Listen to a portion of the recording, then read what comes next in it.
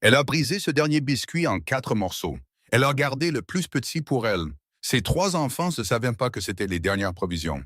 Ils ne savaient pas qu'elle n'avait pas mangé depuis 2 jours.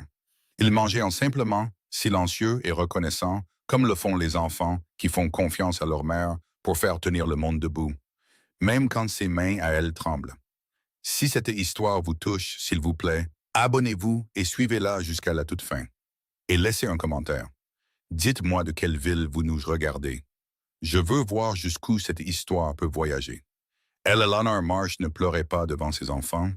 C'était de la règle qu'elle s'était fixée le matin où ils avaient enterré Thomas, il y a 3 mois, dans la terre rouge et sèche derrière l'église, alors que le soleil tapait sans pitié. Et le prêcheur disait des mots qu'elle n'entendait pas, couverte par le son de son propre cœur qui battait de travers dans sa poitrine. Elle s'était tenue là, avec Danny à sa gauche, Clara à sa droite, et la petite Emma serrée contre sa hanche, et elle n'avait pas pleuré. Pas une seule fois, pas devant eux. Elle gardait ses larmes pour après minuit, quand tous les 3 dormaient dans la seule pièce dont le toit ne fuyait pas encore. Quand elle pouvait enfouir son visage dans le couvre-lit usé qui sentait encore vaguement Thomas et se laisser aller à s'effondrer, pour le temps exact qu'elle pouvait se permettre. Puis, elle s'essuyait le visage, se redressait et recommençait à calculer. Combien de jours restaient dans le sac de farine? Si les haricots du jardin pousseraient assez vite? Si le vieux M. Briggs à l'épicerie lui accorderait un crédit d'1 semaine de plus avant d'arrêter de faire semblant de croire à ses promesses? Ce soir, elle était à court de calcul. Elle posa l'assiette en étain sur la caisse qui leur servait de table et regarda ce qu'elle avait réussi à rassembler. Une demi-boîte de haricots presque en purée, 2 biscuits si vieux qu'ils avaient pris la couleur de la cendre, et 3 lanières de viande séchée qu'elle rationnait depuis 4 jours. Elle avait trempé la viande dans l'eau pour la ramollir. Elle avait écrasé les haricots pour qu'Emma n'ait pas à mâcher trop fort. Elle s'était dit que ça avait l'air suffisant. Elle savait que ça ne l'était pas. Maman, c'était Danny, 12 ans, portant déjà le visage sérieux d'un homme qui comprenait plus de choses qu'il n'aurait dû. Il se tenait sur le seuil de la porte, regardant l'assiette, puis la regardant elle, comme il le faisait toujours quand il faisait les mêmes calculs qu'elle. « Ce n'est pas beaucoup. » « C'était largement assez, » dit Eleanor. Elle garda une voix égale. Elle était devenue très douée pour garder une voix égale. « J'ai bien déjeuné, » dit Danny. Ce n'était pas vrai. Elle savait que ce n'était pas vrai, car c'était elle qui avait préparé son déjeuner. 2 biscuits froids et une pomme qu'elle avait échangés contre une poignée de haricots secs au marché. C'était il y a 4 heures. « Danny Marsh, » dit-elle doucement, « n'ose même pas. » Il la regarda longuement. Quelque chose de vieux et d'obstiné bougeait derrière ses yeux. Puis il tira sa chaise et s'assit sans un mot de plus. Clara avait 8 ans et elle avait la manière de son père de se taire quand les choses étaient difficiles. Elle s'assit en face de Danny, croisant les mains comme Eleanor le lui avait appris, attendant de dire le bénédicité. Il y avait des cernes sombres sous ses yeux. Elle dormait mal depuis quelque temps. Eleanor l'avait entendu bouger la nuit et avait fait semblant de ne pas l'entendre, car si elle était allée la voir, elle aurait dû répondre à des questions pour lesquelles elle n'avait pas de réponse. Emma avait 5 ans. Emma croyait encore que tout allait bien se passer, et Eleanor avait l'intention de protéger cette croyance aussi longtemps que possible, même si cela devait lui coûter tout ce qui lui restait. « Le bénédicité, » dit Eleanor. Ils inclinèrent la tête. Elle prononça les mots. Elle en pensait certain. Elle ne pensait pas la partie sur la gratitude pour l'abondance de la providence du Seigneur. Mais elle l'a dit quand même, parce qu'Emma écoutait, les yeux fermés très fort et ses petites mains jointes. Et cela valait bien n'importe quel mensonge qu'Eleanor devait dire directement à Dieu. « Amen », dirent-ils ensemble. Eleanor divisa la nourriture avec la précision d'une femme qui pratiquait ce calcul depuis des semaines. Elle donna à Danny le plus gros biscuit et la moitié de la viande. Elle partagea le reste de la viande entre Clara et Emma. Elle leur donna à chacune une portion de haricots. Elle ne garda presque rien pour elle, et quand les yeux de Danny se posèrent sur son côté presque vide de l'assiette, elle détourna le regard avant qu'il ne puisse dire quoi que ce soit. « Mangez, » dit-elle. Ils mangèrent. C'était silencieux, à l'exception du bruit de la cuillère d'Emma raclant le fond de sa tasse en étain, et le faible gémissement du vent d'été qui s'infiltrait par les fentes des planches du mur. Et quelque part dans l'obscurité, le grincement sec du vieux moulin à vent qui ne fonctionnait plus depuis avril. Puis Emma leva les yeux et dit « Maman, il y en a encore ?» Eleanor attendait cette question depuis le début de la soirée. Elle l'avait répété la réponse. « Pas ce soir, mon bébé. J'ai encore faim. Je sais. » Eleanor tendit la main et toucha les cheveux d'Emma. Châtain clair et emmêlé. Toujours emmêlé. « Bois ton eau, ça aide. »« L'eau, ça n'aide pas, » dit Emma avec l'honnêteté directe d'une enfant de 5 ans qui n'avait pas encore appris à être polie avec les dures vérités. « Emma, » dit Danny sèchement. « Ce n'est rien, » dit Eleanor. Elle garda sa main sur les cheveux d'Emma. Elle garda sa voix égale. Elle garda tout à niveau comme elle le faisait toujours, comme elle continuerait à le faire jusqu'à ce qu'elle trouve la prochaine étape, et celle d'après, et celle d'après. Bois ton eau, ma chérie, et ensuite on te mettra au lit, et demain matin, je vais préparer le petit déjeuner. Quel genre? Eleanor pensa au sac de farine, presque vide, au seul œuf qu'elle avait trouvé ce matin et qu'elle gardait précieusement. Des œufs, dit-elle, et peut-être que je trouverai du miel pour ton biscuit. Le visage d'Emma s'illumina comme une lanterne. Avec du miel? Peut-être. C'était suffisant pour Emma. Elle prit sa tasse et but de son eau, satisfaite de la promesse d'un peut-être, parce qu'elle avait 5 ans et qu'elle croyait encore que sa maman pouvait tenir ses promesses. Eleanor regarda ses mains sur ses genoux et pensa « Je ne pourrais pas continuer comme ça beaucoup plus longtemps. » Elle ne l'entendit pas approcher. C'est la première chose qui la frappa par la suite. Le fait qu'un homme de cette taille, avec des bottes aussi lourdes, soit monté sur le porche de cette aérobane sans qu'une seule planche ne grince sous son poids. Elle était à la pompe dans la cour, actionnant la manivelle dans le noir, essayant de remplir le baril d'eau pour le matin, quand elle réalisa qu'elle n'était pas seule. Elle se retourna brusquement. Il se tenait à la lisière de la lumière du porche. Le peu de lumière qui s'échappait de la seule lanterne qu'elle laissait allumée à l'intérieur. Un homme grand, large d'épaules, portant un chapeau dont elle ne pouvait pas voir la couleur dans le noir, un manteau qui avait connu des jours meilleurs, et des bottes qui avaient parcouru un long chemin pour arriver jusqu'ici. La main d'Eleanor se porta à son côté par pur instinct, cherchant le fusil qu'elle ne portait pas parce qu'elle l'avait laissé à l'intérieur. « Doucement, » dit l'homme. Sa voix était basse et égale, comme celle d'un homme habitué à parler aux créatures effrayées. « Je ne suis pas ici pour causer des ennuis. »« Alors annoncez-vous avant de vous approcher d'une femme dans le noir, » dit Eleanor. Sa voix sortit plus stable qu'elle ne se sentait, et elle en fut reconnaissante. « Oui, madame. » Il retira son chapeau. Même dans le noir, elle pouvait voir les rides sur son visage, celles qui viennent du temps et du chagrin, pas seulement de l'âge. « Je m'appelle Caleb Thornton. Je dirige l'exploitation à environ 4 miles au nord d'ici. » Le double Barty à Eleanor ne dit rien. Elle connaissait le nom. Tout le monde dans le comté connaissait le ranch Thornton, une grande propriété. Du bon bétail dirigé par un homme qui restait plutôt à l'écart depuis la mort de sa femme quelques années auparavant. Un homme que les gens décrivaient comme dur et juste, et peu enclin à la conversation. Il n'avait pas l'air dangereux, mais elle avait aussi appris que paraître dangereux et être dangereux étaient deux choses entièrement différentes. Et Thomas lui avait appris cette leçon d'une manière qu'elle payait encore. « Que voulez-vous, Monsieur Thornton ?» dit-elle. Il tourna le bord de son chapeau entre ses mains une fois, 2 fois, comme un homme choisissant ses mots avec soin. Je parcourais la ligne de clôture, la clôture sud. Il fit une pause. J'ai vu votre lumière. Beaucoup de gens peuvent voir ma lumière. Ça n'explique pas pourquoi vous êtes dans ma cour à cette heure. Non, madame. En effet, il regarda la maison puis de nouveau vers elle. J'ai vu par la fenêtre. Eleanor devint très immobile. Je ne voulais pas regarder, dit-il rapidement. Et elle le crut, car la façon dont il le dit avait le son d'un homme qui aurait souhaité ne pas l'avoir fait. Je ne faisais que passer, mais j'ai vu les enfants et j'ai vu ce qu'il y avait sur la table. Le silence qui suivit fut le pire de tous, celui où la vérité flotte à l'air libre entre 2 personnes et qu'aucune d'elles ne sait quoi en faire. Et Eleanor releva le menton. « Nous avons bien mangé, dit-elle. »« Oui, madame. »« Mes enfants sont bien traités. »« Oui, madame. »« Alors je ne sais pas ce que vous pensez avoir vu, mais je vous saurai gré de vous occuper de vos affaires. » Madame Marsh, sa voix était calme, mais elle l'arrêta. « J'ai un chariot, j'ai un fumoir plein, une cave à légumes et une cuisinière qui prépare assez de nourriture chaque matin pour nourrir 8 hommes et qui en nourrit à peine 4. J'ai un dortoir à moitié vide et une maison principale qui fonctionne avec une seule lampe dans une seule pièce depuis longtemps. Il fait une pause. Je ne propose pas la charité. Et Eleanor le dévisagea. Qu'est-ce que vous proposez alors? Du travail, dit-il, du travail honnête. Ma cuisinière, Martha, se fait vieille. Elle a besoin d'aide à la maison pour le nettoyage, la couture, la gestion des provisions, ce genre de choses. Je paierai un salaire juste.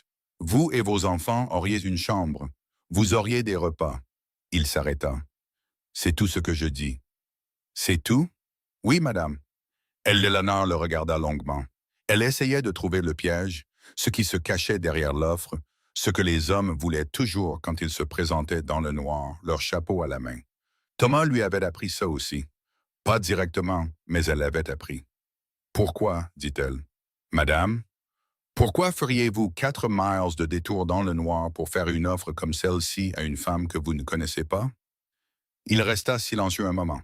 Puis il dit, parce que je sais à quoi ça ressemble quand des enfants ont faim, et je sais à quoi ça ressemble quand une femme ne tient debout que par fierté et par prière.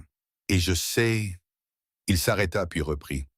Je sais ce qui arrive quand ni l'une ni l'autre de ces choses ne suffit plus. La façon dont il le dit lui fit comprendre qu'il ne parlait pas d'elle. Elle croisa les bras sur sa poitrine. L'air de la nuit était chaud et sec, comme le sont les nuits d'été ici. Lourd de l'odeur de la poussière et de l'herbe sèche, et de la légère douceur de quelque chose qui fleurissait quelque part, qu'elle ne pouvait identifier. « Je n'accepte pas la charité, dit-elle à nouveau. Je vous ai dit que ce n'est pas la charité, c'est un salaire. Vous gagnerez chaque centime. Et mes enfants seraient nourris et en sécurité. » Il la regarda dans les yeux. « Je vous en donne ma parole, Madame Marsh. Ma parole a de la valeur dans ce comté. Vous pouvez demander à n'importe qui. » Elle savait que c'était vrai. C'était ça le problème. Il était plus facile de refuser un homme dont la parole ne valait rien. « J'ai besoin d'y réfléchir, dit-elle. « Bien sûr. Et j'ai besoin d'en parler à mon fils. » Quelque chose traversa son visage. Pas de la surprise exactement, mais quelque chose qui ressemblait à du respect. « C'est juste, dit-il. C'est l'homme de la maison. » « Il a 12 ans, dit Eleanor sèchement. « Mais oui, il réfléchit bien aux choses et je fais confiance à son jugement. » Caleb Thornton hocha la tête une fois.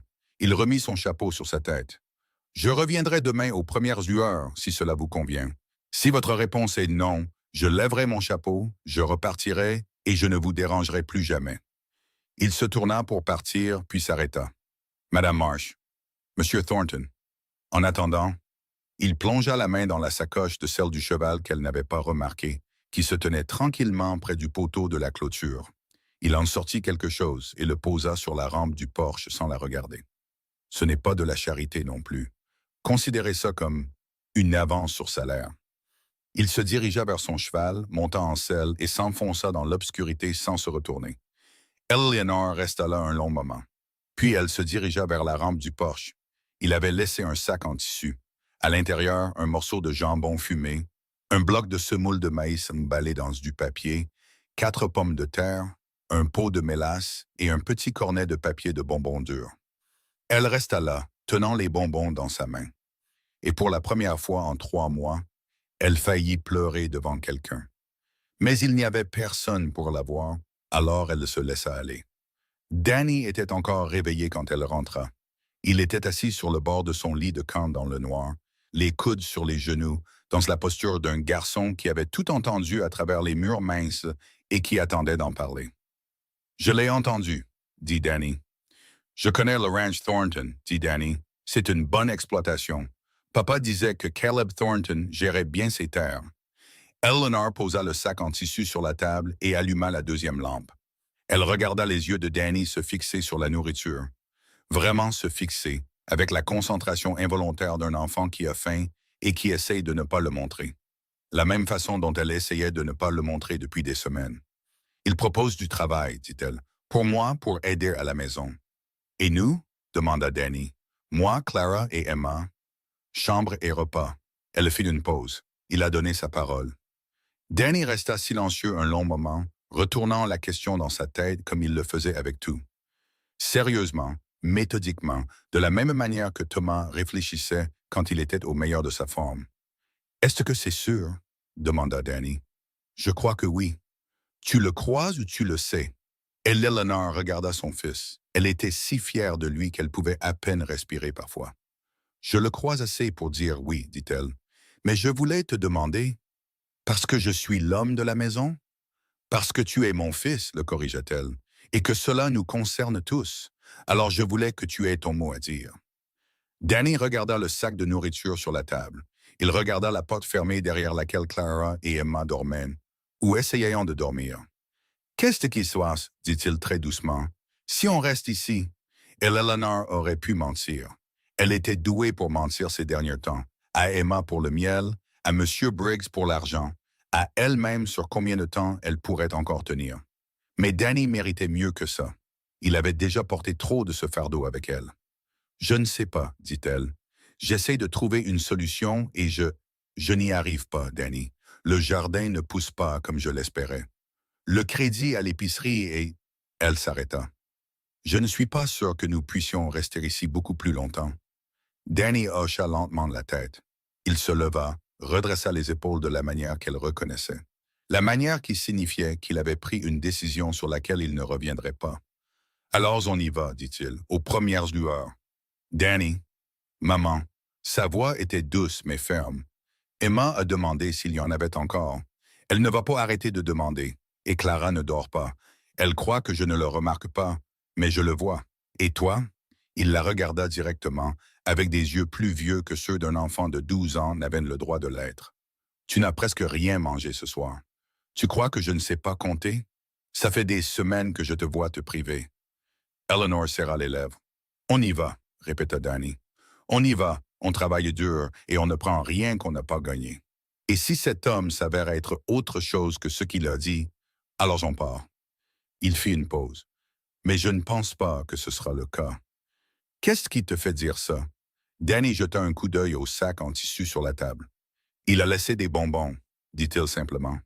Pour Emma, un homme qui laisse des bonbons pour une petite fille de 5 ans qu'il n'a jamais rencontrée, ce n'est pas un homme qui a une idée derrière la tête. Eleanor regarda le petit cornet de papier de bonbons durs, rayés de rouge et de blanc. Les préférés d'Emma. Comment avait-il su? Elle ne posa pas la question. Elle resta juste là, dans la lumière de la lampe, sentant quelque chose bouger dans sa poitrine. Quelque chose qu'elle ne s'était pas autorisée à ressentir depuis si longtemps qu'elle en avait presque oublié le nom. Pas encore de l'espoir. Trop tôt pour l'espoir. Mais quelque chose qui s'en approchait. Quelque chose qui ressemblait, de manière timide et terrifiante, à l'espace où l'espoir pourrait vivre, si elle le laissait faire. Va dormir, dit-elle à Danny. On a une longue journée demain. Il y alla. Pas elle. Elle resta assise à la table jusqu'à ce que la lampe faiblisse. Tournant les bonbons dans ses mains, fixant le mur, écoutant le vent sec de l'été, le moulin à vent cassé et l'immobilité impossible d'une vie au bord de quelque chose. Elle pensa à Thomas, à ce qu'il avait été et à ce qu'il était devenu, et au fossé entre ces deux choses qu'elle avait passé 6 ans à prétendre ne pas voir. Elle pensa à l'hypothèque qu'elle ne pouvait pas payer, à la récolte qui n'était pas venue, à la lettre de la banque qu'elle avait lue 4 fois, pliée et mise sous la lame de plancher lâche où elle gardait les choses qu'elle ne pouvait pas encore gérer. Elle pensa à un homme debout dans le noir, son chapeau à la main, disant « Je sais ce qui arrive quand la fierté et la prière ne suffisent plus. » Et elle pensa « Peut-être qu'elles ne suffisent pas. Peut-être qu'elles ne sont pas assez. Et peut-être que ce n'est pas grave. » Elle fit leur bagage à la lueur de la lampe, silencieusement et méthodiquement, ne prenant que ce qui comptait. Les vêtements de rechange des enfants, la photographie de sa mère, la montre de poche de Thomas, qu'elle gardait non pas par sentimentalisme, mais parce qu'elle pensait que Danny la voudrait peut-être un jour, quand il serait assez grand pour séparer l'homme des dégâts.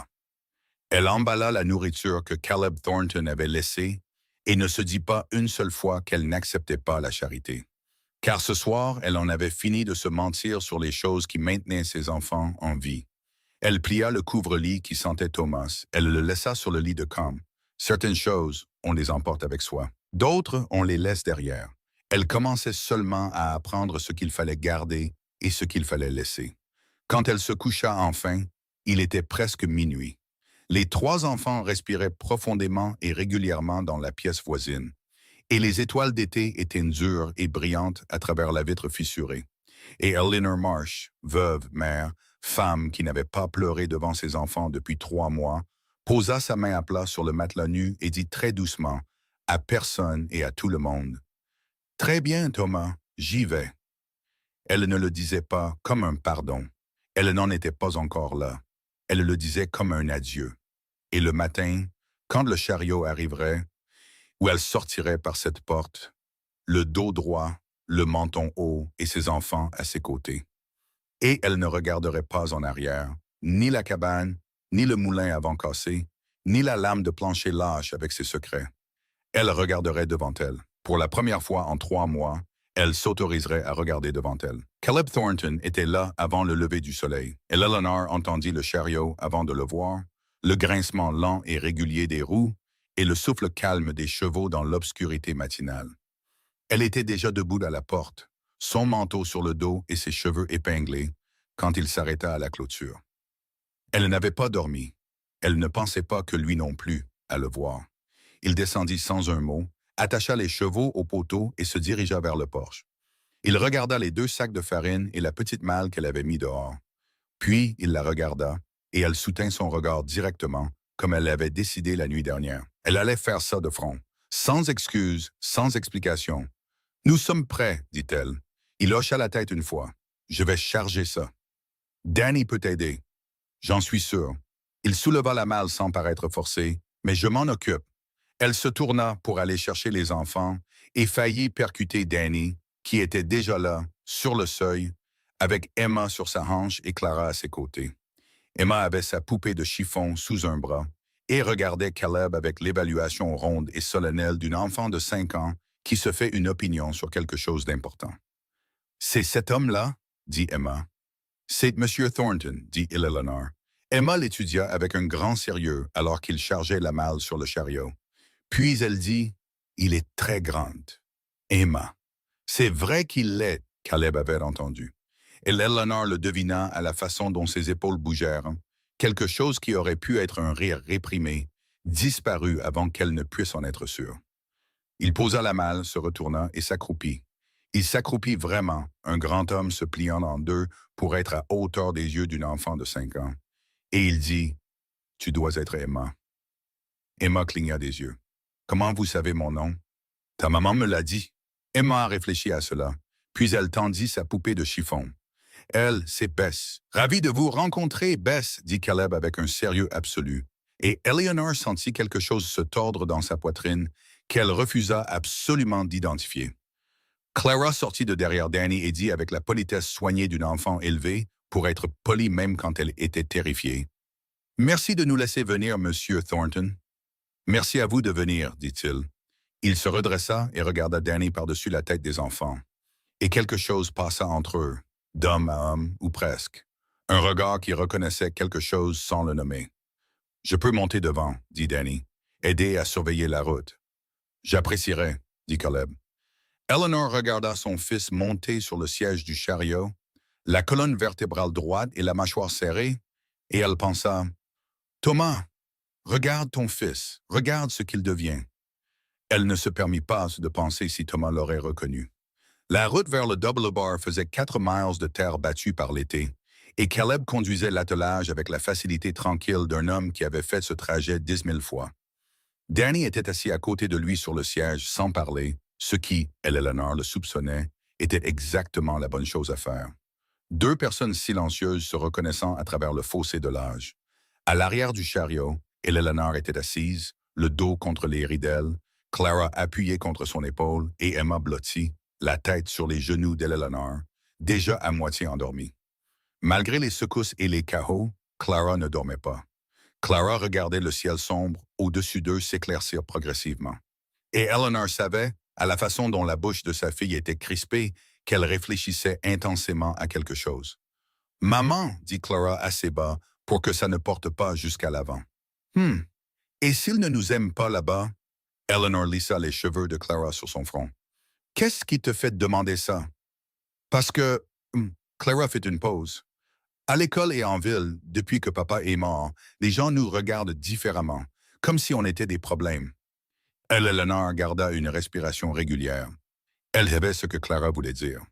Elle l'avait ressenti elle-même, cette qualité particulière de pitié qui se transformait si facilement en dédain. La façon dont certaines personnes regardaient une veuve avec 3 enfants et y voyaient un inconvénient plutôt qu'un être humain en difficulté. Monsieur Thornton ne me semble pas être ce genre d'homme, dit-elle prudemment. Mais les autres là-bas, dit Clara, les ouvriers, et si quiconque sur ce ranch te fait sentir moins que ce que tu es, dit Eleanor doucement et avec une certitude absolue, tu viens me le dire immédiatement, et je m'en occuperai. Clara resta silencieuse un moment. Alors comment? De la manière dont il faudra s'en occuper, dit Eleanor. C'est à ça que servent les mères. Clara réfléchit à cela lentement. La ligne tendue de ses épaules se détendit. Elle appuya sa tête contre Eleanor et ferma les yeux. Pas endormie, juste au repos, s'accrochant à la promesse de cette parole. Eleanor fixa le ciel qui s'éclaircissait et pensa. J'ai pensé chaque mot de ce que je viens de dire. Que Dieu me vienne en aide, je n'ai aucune idée de comment, mais j'ai pensé chaque mot. Elle sentit l'odeur du ranch avant de le voir. Le café d'abord, puis la fumée de bois, et l'odeur particulière, chaude et vivante, des chevaux et du foin, et de la terre bien entretenue. Et sous tout cela, quelque chose qui fit se contracter son estomac d'une faim qu'elle ignorait depuis si longtemps qu'elle était devenue presque silencieuse. Quelque chose qui cuisait, du pain peut-être, ou des biscuits, quelque chose qui signifiait une vraie cuisine, un vrai fourneau et une cuisinière qui ne rationnait pas chaque poignée de farine comme si c'était de la poussière d'or. Emma se réveilla à cette odeur, se redressa d'un coup et dit « Qu'est-ce que c'est que ça? » « Le petit déjeuner, dit Eleanor. Les yeux d'Emma s'écarquillèrent. Le chariot passa le portail et entra dans la cour, et Eleanor absorba tout. La maison principale, solide et grande, avec un porche couvert sur toute sa longueur. Le dortoir sur le côté, les dépendances en bon état. Le potager qui était vert, épais et productif d'une manière qui lui serra la gorge avec quelque chose qu'elle ne s'autoriserait pas à appeler de l'envie. C'était un ranch en activité, un vrai. Le genre que Thomas avait toujours parlé de construire, mais n'avait jamais tout à fait réussi. Une femme sortit de la maison principale et descendit les marches du porche avant que le chariot ne se soit complètement arrêté. Elle avait dépassé la 60aine, large et solide, avec des cheveux gris acier attachés en arrière et un tablier qui avait été blanc autrefois et portait maintenant les taches honorables de 1000 repas. Elle avait les yeux d'une femme qui avait tout vu et avait été surprise par très peu de choses. « Alors, vous êtes venu, dit-elle, non pas à Eleanor, mais à Caleb. »« Martha, dit Caleb. C'était une salutation et aussi, Eleanor le soupçonnait, un avertissement. Je ne pensais pas que tu le ferais vraiment. Martha regarda le chariot, Eleanor, les 3 enfants qui regardaient maintenant par-dessus les ridelles avec des degrés variables de prudence. Puis, elle mit les mains sur ses hanches et dit, « Eh bien, on dirait que vous avez tous besoin d'être nourris. Allez, venez. Les biscuits sont chauds. » Ce fut tout l'accueil. C'était, pensa Eleanor, exactement ce qu'il fallait. Martha les installa à la table de la cuisine et posa de la nourriture devant eux sans cérémonie. Des biscuits, de vrais biscuits, épais et dorés, avec un pot de beurre et un pot de confiture, et Eleanor regarda Emma prendre un biscuit, en mordre un morceau et rester complètement immobile. De la manière dont les enfants le font quand quelque chose a un goût si bon que ça les arrête net. « C'est bon, » murmura Clara. Emma hocha la tête, solennelle comme à l'église. Danny mangea avec contrôle, comme il faisait tout, mesuré et prudent. Mais Eleanor vit sa mâchoire travailler et ses yeux se fermer brièvement à la première bouchée, et elle dut détourner le regard. Elle mangea son propre biscuit, et le goût de celui-ci, beurre et sel, et le luxe particulier d'en avoir assez, fit trembler légèrement ses mains là où elles reposaient sur le bord de la table. Elle les pressa à plat contre ses cuisses pour que personne ne voie. Martha remplit le panier sans qu'on le lui demande. Eleanor dit, « Madame Martha, comment puis-je vous remercier? »« Vous pouvez me remercier en mangeant, » dit Martha depuis le fourneau, sans se retourner. « Me remercier et manger en même temps, c'est bien aussi, si vous en êtes capable. » Caleb ne s'était pas assis avec eux. Eleanor le remarqua. Il était venu jusqu'au seuil de la cuisine, avait vérifié que les enfants étaient installés, avait dit quelque chose de calme à Martha qu'Eleanor ne put saisir, puis était retourné dehors. Elle ne savait pas si elle devait en être soulagée ou troublée. Il ne mange pas avec ses ouvriers? Demanda-t-elle. Martha se retourna et la regarda avec une expression qui n'était pas tout à fait un sourire. Il ne mange pas avec grand monde. Il prend généralement ses repas seul depuis que... Elle s'arrêta. Eh bien, depuis un certain temps maintenant. Eleanor ne posa pas de questions. Elle classa l'information, comme elle classait tout, dans la partie de son esprit qui observait toujours, cataloguait toujours, essayant toujours de comprendre la forme d'une situation avant que la situation ne puisse la prendre par surprise. Qu'attend-il de moi? Dit-elle. Spécifiquement, en quoi consiste le travail au quotidien? Martha s'appuya contre le comptoir, croisa les bras et regarda Eleanor avec quelque chose qui commençait à ressembler à de l'approbation. Direct au but? Bien. Elle hocha la tête. Le matin, j'ai besoin d'aide en cuisine. J'ai le savoir-faire, j'ai perdu un peu de la vitesse. À midi, il y a les comptes de la maison, les commandes au magasin. Tenir le grand livre à jour. Caleb n'a aucune patience pour les chiffres. Jamais eu.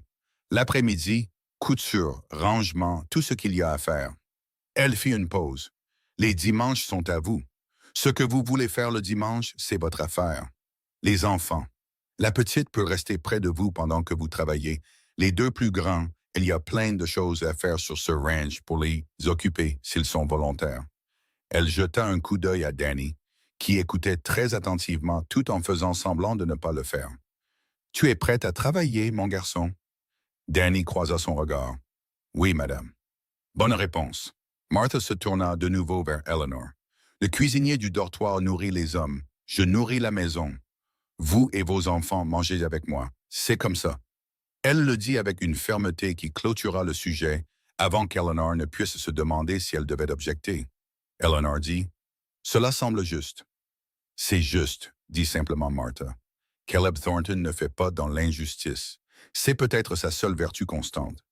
Et quelque chose dans sa voix quand elle le dit, pas de la chaleur exactement, mais du poids.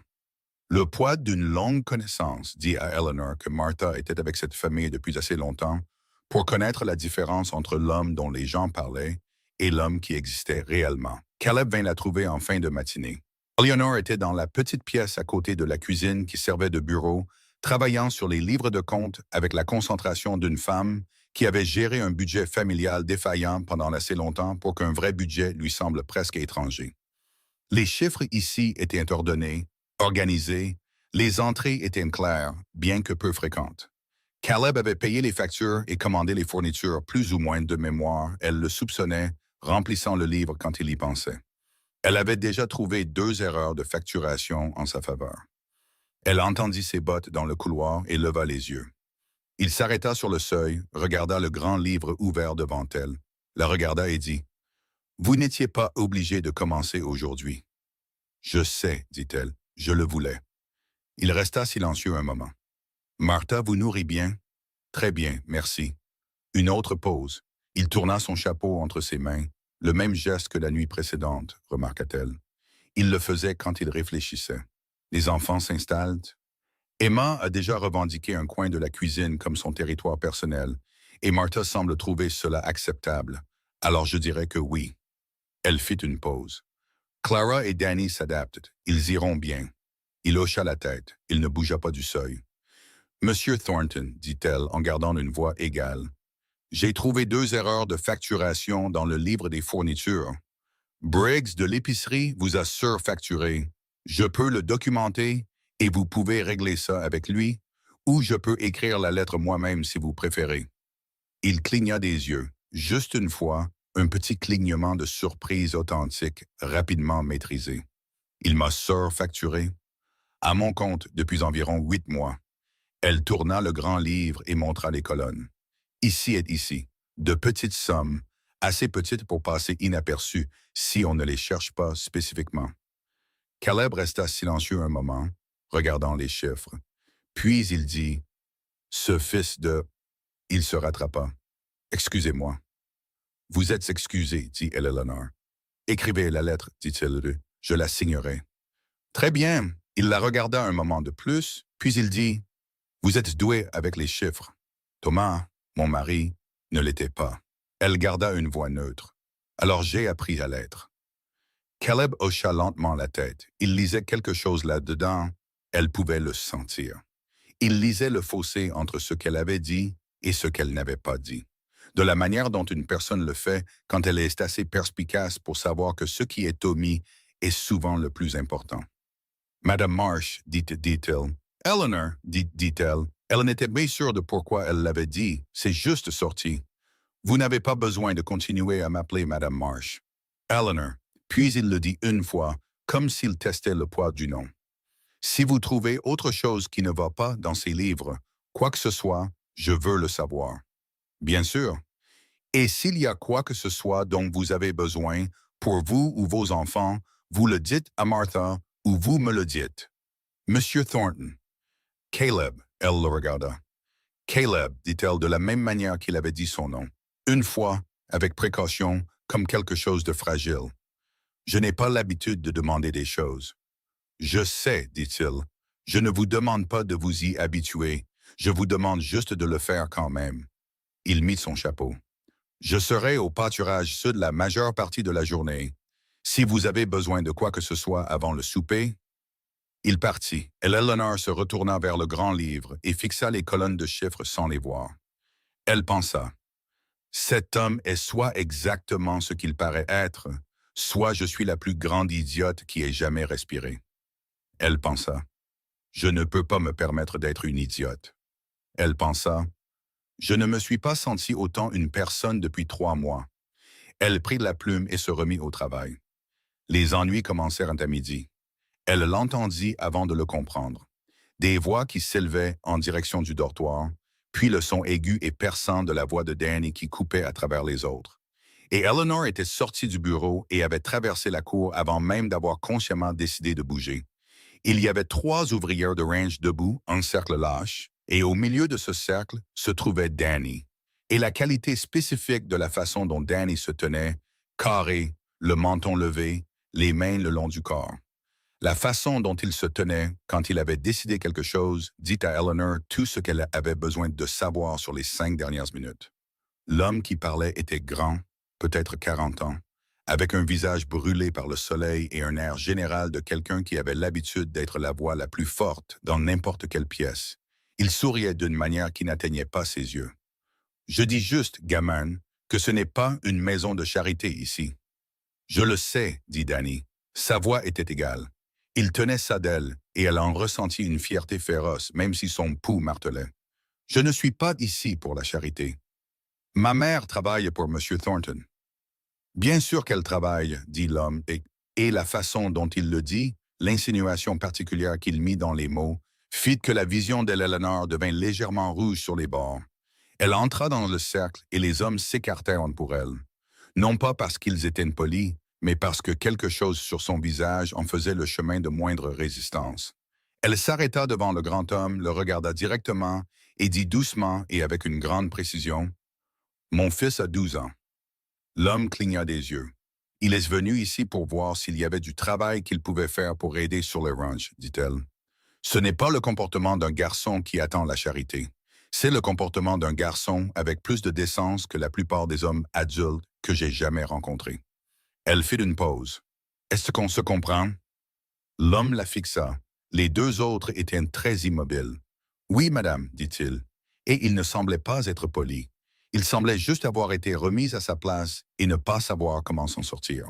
« Bien. » Elle se tourna vers Danny. « Viens à l'intérieur. Martha a besoin d'aide pour le repas de midi. » Danny se mit à marcher à ses côtés sans un mot. Ils traversèrent la cour et, quand ils furent assez loin, Eleanor tendit la main, lui serra l'épaule une fois, fort, et la relâcha. « Ça va, dit-elle. « Oui, madame. »« Tu n'as rien dit pour provoquer ça. »« Non, madame. »« Si tu l'avais fait, je voudrais le savoir. »« Je ne l'ai pas fait, dit Danny. Il avait l'air certain, jeune et fatigué tout à la fois. Il m'a vu et a dit que nous étions des cas de charité. Je lui ai dit que non. Il a ri. Il fit une pause. Je n'aime pas qu'on se moque de moi pour des choses qui ne sont pas vraies. Moi non plus, dit Eleanor. Tu as bien géré la situation. Elle le regarda de côté. Presque. Presque? Le menton, dit-elle. Quand tu lèves le menton comme ça, on dirait que tu cherches la bagarre. Danny toucha sa mâchoire, surpris. Je ne savais pas que je faisais ça. Tu le fais, dit Eleanor. Ton grand-père le faisait. C'est un menton de famille. Elle fit une pause.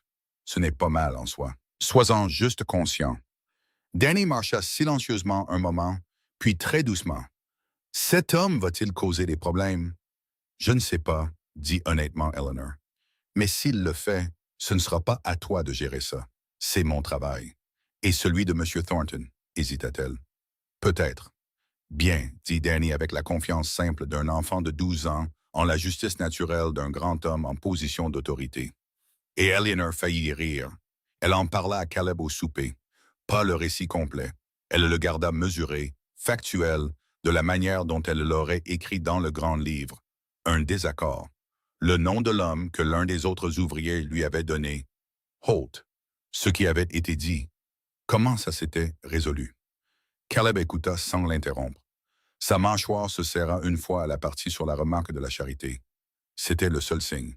« Je parlerai à Holt, dit-il. »« J'ai déjà parlé à Holt, dit Eleanor. J'apprécierais que vous n'empiriez pas les choses. » Il la regarda. « Qu'est-ce que vous voulez dire par empirer? Si vous y allez et que vous en faites tout un plat, les autres hommes en parleront, et Danny les entendra parler. Et en ce moment, il se tient très bien, et j'aimerais que ça continue. » Elle garda une voix égale. « Laissez juste les choses se tasser, à moins que ça ne se reproduise. » Caleb resta silencieux un moment. Quelque chose bougea sur son visage qu'elle ne put pas tout à fait lire. « Si ça se reproduit, dit-il, je n'attendrai pas votre permission. »« C'est juste, dit-elle. » Ils mangèrent en silence un moment, et Eleanor et Caleb à la grande table de la cuisine. Martha ayant emmené les enfants dehors pour montrer le jardin à Emma après le souper. Clara les suivant avec l'expression de quelqu'un qui essaye de ne pas montrer à quel point elle veut voir le jardin. Puis Caleb dit sans préambule, « J'avais une sœur. » Et Eleanor leva les yeux. Il fixait son assiette, tournant sa fourchette dans sa main. Plus jeune que Danny quand les choses ont mal tourné pour notre famille. Après la mort de notre père, il fit une pause. Elle levait le menton comme ça quand quelqu'un disait quelque chose qu'elle n'aimait pas. Comme si elle défiait le monde d'essayer. Il s'arrêta. Je n'ai pas pensé à ça depuis longtemps. Eleanor ne dit rien. Elle comprit au plus profond d'elle-même que ce n'était pas un homme qui parlait de ces choses, que quoi que ce soit qui les poussait à en parler maintenant était quelque chose de réel, d'inattendu, et qu'il ne fallait pas interrompre avec le mauvais mot. « Je suis désolée, » dit-elle quand assez de silence fut passé. « C'était il y a longtemps, dit-il, peu importe depuis combien de temps. » Il leva les yeux alors, la regarda directement de cette manière mesurée qu'il avait, et elle soutint son regard. « Non, dit-il, je suppose que non. » Ils finirent de souper sans beaucoup parler après ça, mais c'était un silence différent de celui d'avant. Pas vide, pas là, mais le silence particulier de deux personnes qui se sont montrées quelque chose de vrai sur elles-mêmes et qui décidaient tranquillement de ce qu'elles vont et faire.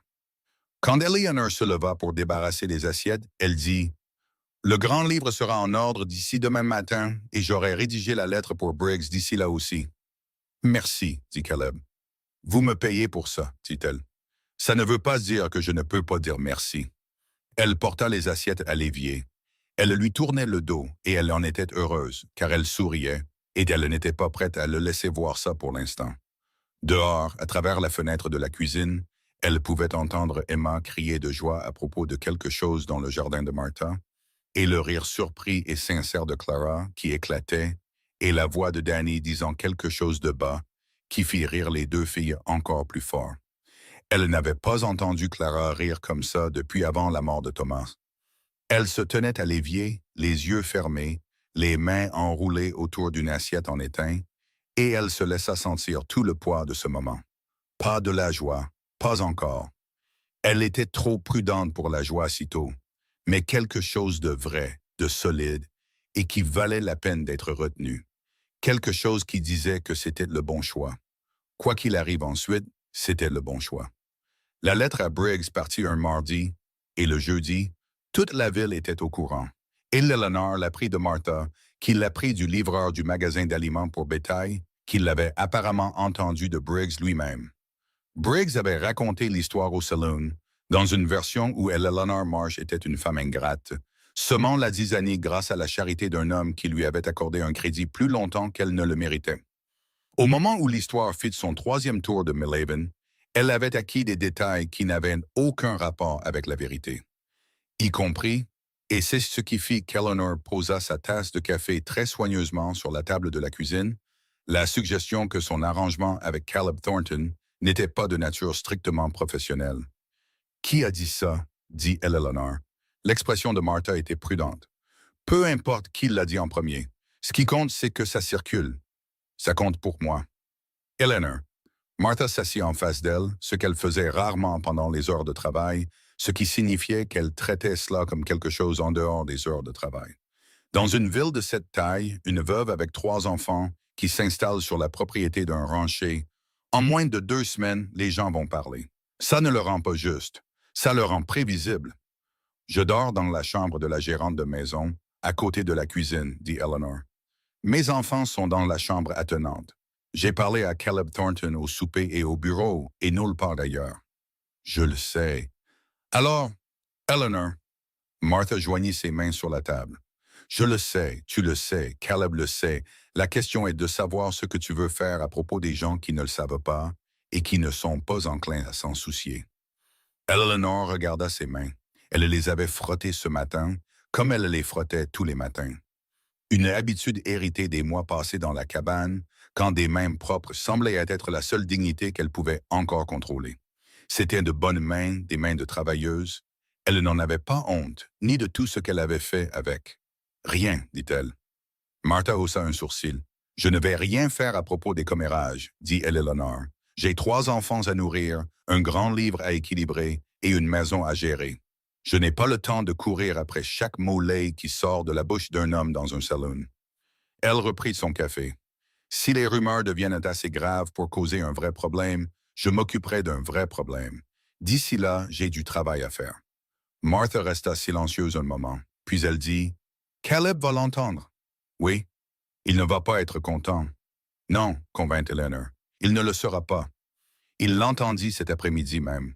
Elle ne savait pas exactement ce qui lui avait été dit, ni qui l'avait dit, mais elle sut le moment où il revint de la ville, parce qu'elle entendit les chevaux arriver plus vite que d'habitude. Et puis la qualité particulière du silence qui suivit. Le genre de silence qui a du poids, le genre qu'un homme fait quand il travaille très dur pour contenir quelque chose. Elle était dans le bureau quand il apparut sur le seuil. Il n'entra pas. « J'ai entendu ce qu'ils disent en ville, dit-il. Moi aussi.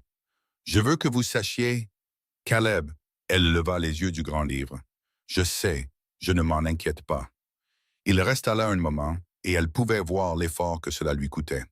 La mâchoire serrée, les mains contrôlées, l'immobilité délibérée d'un homme qui avait un tempérament qu'il avait appris à gérer depuis longtemps. Vous devriez vous en inquiéter, dit-il. Dans une ville comme celle-ci, ce genre de rumeur peut rendre la vie difficile. Oui, j'en suis consciente. Elle garda une voix égale. J'ai déjà fait l'objet de rumeurs difficiles. J'y ai survécu. Quel genre de rumeur? Elle fit une pause. Elle n'avait pas l'intention d'ouvrir cette porte, mais elle l'avait dit. Et il la regardait avec ce regard direct et neutre qui faisait de toute dérobade une insulte pour eux deux. Quand Thomas buvait, dit-elle prudemment, les gens en parlaient aussi. Des choses qui allaient mal, de qui était responsable, de ce que j'aurais dû faire différemment. Elle posa la plume. J'ai appris il y a longtemps que les récits des autres sur ma vie ont très peu à voir avec ma vie réelle. Alors, je les laisse raconter leurs histoires et je continue à vivre la mienne. Le silence qui suivit avait une forme différente de ceux qui l'avaient précédé. Il buvait, dit Caleb. Pas une question, juste une constatation, comme on pose quelque chose de fragile dans un espace où il ne tombera pas. Vers la fin, dit-elle, ça n'a pas toujours été comme ça. Non, dit-il, ça ne l'est jamais. Elle le regarda vivement. Quelque chose dans ces 4 mots portait une spécificité qui la surprit.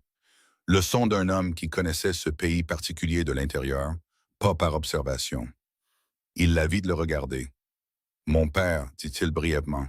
Pas moi. Je ne pensais pas que c'était vous. La plupart des gens l'auraient pensé. Je ne suis pas la plupart des gens. » Il faillit sourire. C'était à peine là, un pli au coin de sa bouche, disparu avant de s'être complètement formé. Mais elle l'attrapa, et il resta avec elle plus longtemps qu'il n'aurait dû. « Je parlerai à Holt, dit-il. C'est lui qui a commencé ça en ville. Je vous ai demandé de ne pas empirer les choses. Je ne demande pas la permission cette fois, dit-il, et sa voix était calme. Mais elle avait la qualité de quelque chose qui avait pris sa décision et qui en avait fini de discuter. Holt travaille sur mon ranch. Ce qu'il dit des gens sur mon ranch, c'est mon affaire. Je m'en occuperai. Il partit avant qu'elle ne puisse argumenter. Elle resta assise là un moment, serrant les lèvres, prise entre l'irritation et quelque chose de plus chaleureux pour lequel elle n'avait pas encore de nom. Puis elle prit de la plume et se remit au travail. Parce que c'était ce qu'elle faisait. Holt était parti au coucher du soleil. Pas de confrontation, pas de scène. Eleanor ne vit jamais ce qui s'était passé. Un des plus jeunes ouvriers, un garçon nommé Ross, qui avait pris l'habitude de suivre Danny avec quelque chose qui approchait de l'adoration, dit à Danny au souper que Holt avait fait son pacotage et était parti vers 4 heures de l'après-midi, et que M. Thornton était resté sur le porch et l'avait regardé partir sans dire un mot. Danny relaya cela à Eleanor avec une neutralité prudente de la manière dont il relayait les choses sur lesquelles il avait une opinion, mais n'était pas sûr de devoir l'exprimer. « Bien, dit Emma de son coin de la cuisine, où elle était censée manger et nourrissait plutôt de petits morceaux de biscuits, un chat de ranch qu'il avait adopté 3 jours auparavant et ne montrait aucune intention de partir. « Emma, dit Eleanor, ne nourrit pas le chat à table. Il n'est pas à table, il est dessous. Ne nourris pas le chat sous la table. » Emma considéra la distinction philosophique et sembla la trouver insuffisante. Le chat eut un autre morceau de biscuit. Clara, qui était restée silencieuse pendant tout ce temps, leva les yeux et dit « Est-ce que M. Thornton va avoir des ennuis pour avoir renvoyé Holt? »« Pourquoi en aurait-il? » dit Danny. « Parce que Holt va le dire aux gens, et les gens déjà... » Clara s'arrêta, jeta un coup d'œil à Eleanor. « J'ai entendu certains des autres ouvriers parler aujourd'hui. » Eleanor posa sa fourchette. « Qu'ont-ils dit? »« Que nous étions des problèmes. » Clara le dit sèchement, à la manière de quelqu'un qui a déjà digéré la blessure et est arrivé de l'autre côté. Que M. Thornton faisait une erreur. Qu'une femme avec... Elle hésita. Une femme avec un passé compliqué ne devrait pas gérer sa maison. « Passé compliqué, » répéta Eleanor. « C'est ce qu'ils ont dit. »« Mon passé n'est pas compliqué, » dit Eleanor avec une précision qui venait de quelque chose de profond et de froid en elle. « Mon passé, c'est que j'ai épousé un homme qui s'est avéré être différent de ce que je pensais. J'ai travaillé pour maintenir ma famille unie aussi longtemps que j'ai pu. Et quand je n'ai plus pu le faire seul, j'ai accepté l'aide d'une personne décente. C'est tout mon passé. Il n'y a rien de compliqué là-dedans. » Elle regarda Clara. « Ne laisse pas les autres te dire que la difficulté est la même chose que la honte. Ce n'est pas le cas. » Clara soutint le regard de sa mère. Lentement, elle hocha la tête. Danny dit « S'ils continuent à parler, ils arrêteront, » dit Eleanor.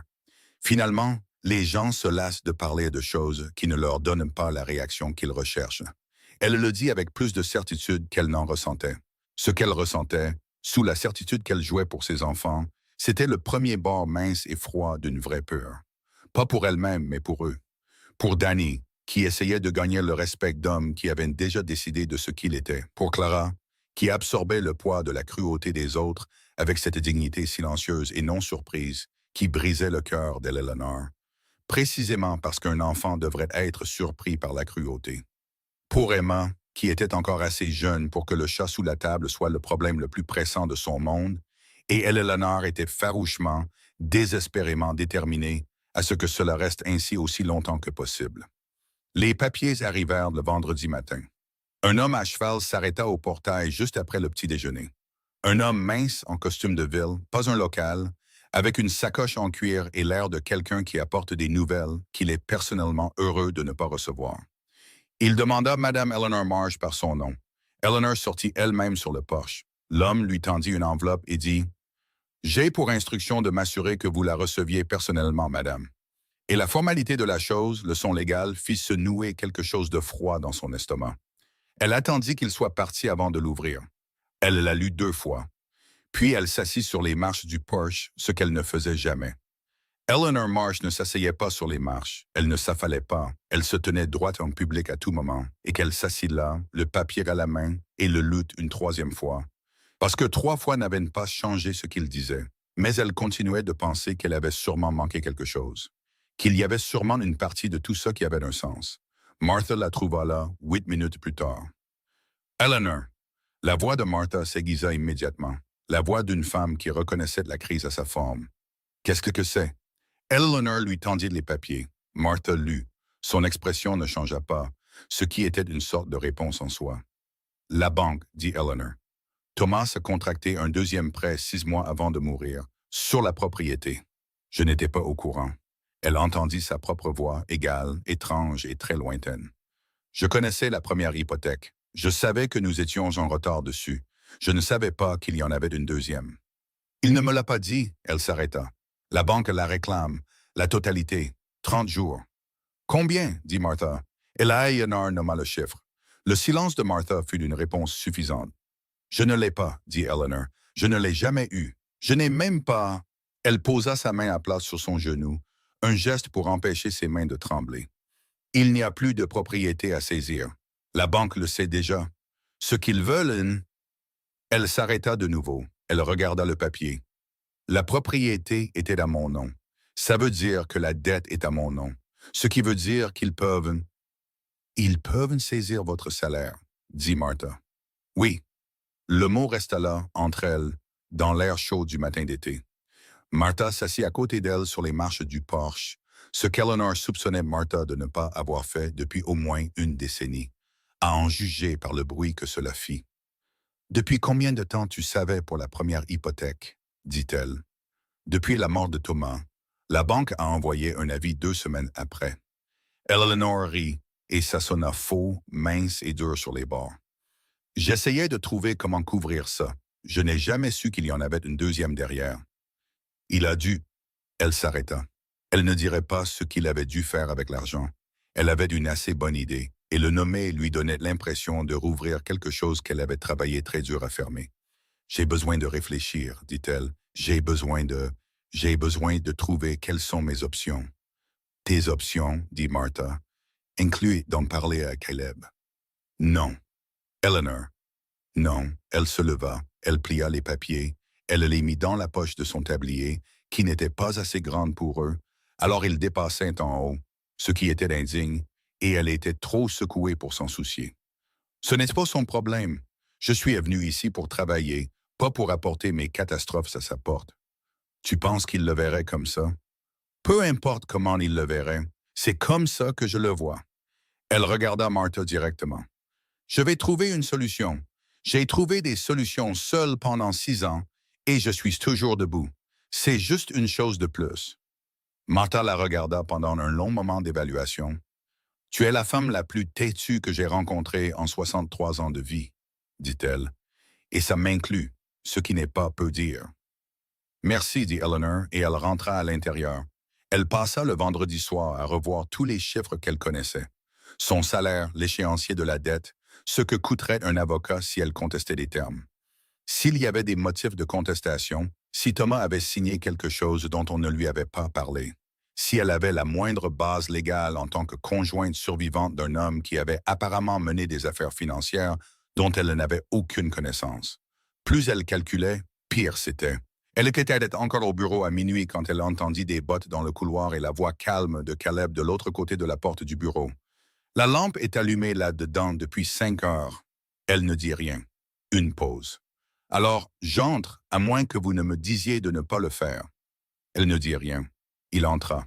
Il regarda les papiers étalés sur le bureau, son visage, l'épave soigneusement contrôlée d'une femme qui avait porté quelque chose de terrible seule pendant trop longtemps. « Dites-moi, dit-il, ce n'est pas votre... » Eleanor. Il dit son nom comme il l'avait dit la première fois, comme quelque chose qu'il décidait de manipuler avec soin. « Dites-moi. » Alors elle lui raconta. Elle resta factuelle. Elle exposa les faits comme elle aurait exposé un grand livre. Montant, date, terme. Ce qu'elle savait et ce qu'elle ne savait pas. Elle ne pleura pas, elle ne s'excusa pas. Elle lui dit de la vérité sur Thomas, le prêt, la dette et les 30 jours. Et qu'elle lui dit qu'elle cherchait des options et qu'elle s'attendait à trouver une solution. Et elle y observa son visage pendant qu'elle parlait. Et elle vit quelque chose le traverser et qui commença par de la colère et en sortit de l'autre côté comme quelque chose de plus calme et de plus dangereux. Quand elle eut fini, le silence était épais. Il a emprunté sur votre propriété sans vous le dire, dit Caleb. Oui. Pendant qu'il buvait. Je le crois. Et vous avez porté ça? Je l'ai porté, dit-elle fermement. De la même manière que j'ai porté tout le reste, un jour à la fois. Caleb se leva de la chaise qu'il avait prise en face d'elle. Il fit les 100 pas jusqu'au mur et revint. Une seule fois. Un homme brûlant quelque chose qu'il ne pouvait pas se permettre de dire. Puis il s'arrêta. « Je couvrirai la dette, dit-il. Absolument pas. Eleanor, j'ai dit non. Sa voix sortit plus dure qu'elle ne l'avait prévu. Je ne serai pas endetté envers vous. Je suis venu ici pour travailler. Je travaille, je trouverai un autre moyen. Il n'y a pas d'autre moyen en 30 jours avec un salaire de gouvernante.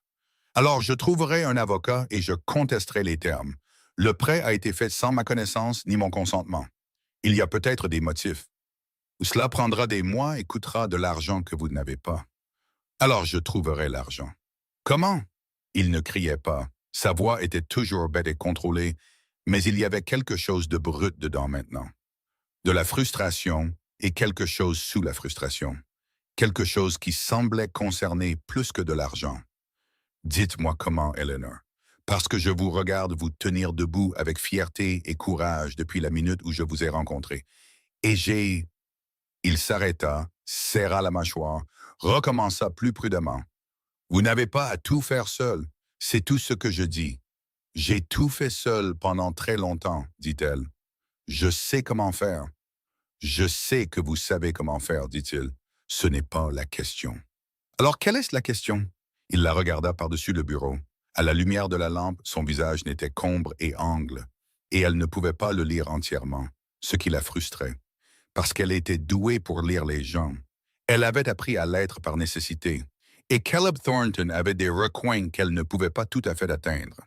La question, dit-il, c'est que vous êtes dans ma maison, que vos enfants dorment à 6 mètres de là où nous sommes et qu'un banquier en ville est sur le point de vous poursuivre parce que votre mari décédé a pris des décisions dans votre dos.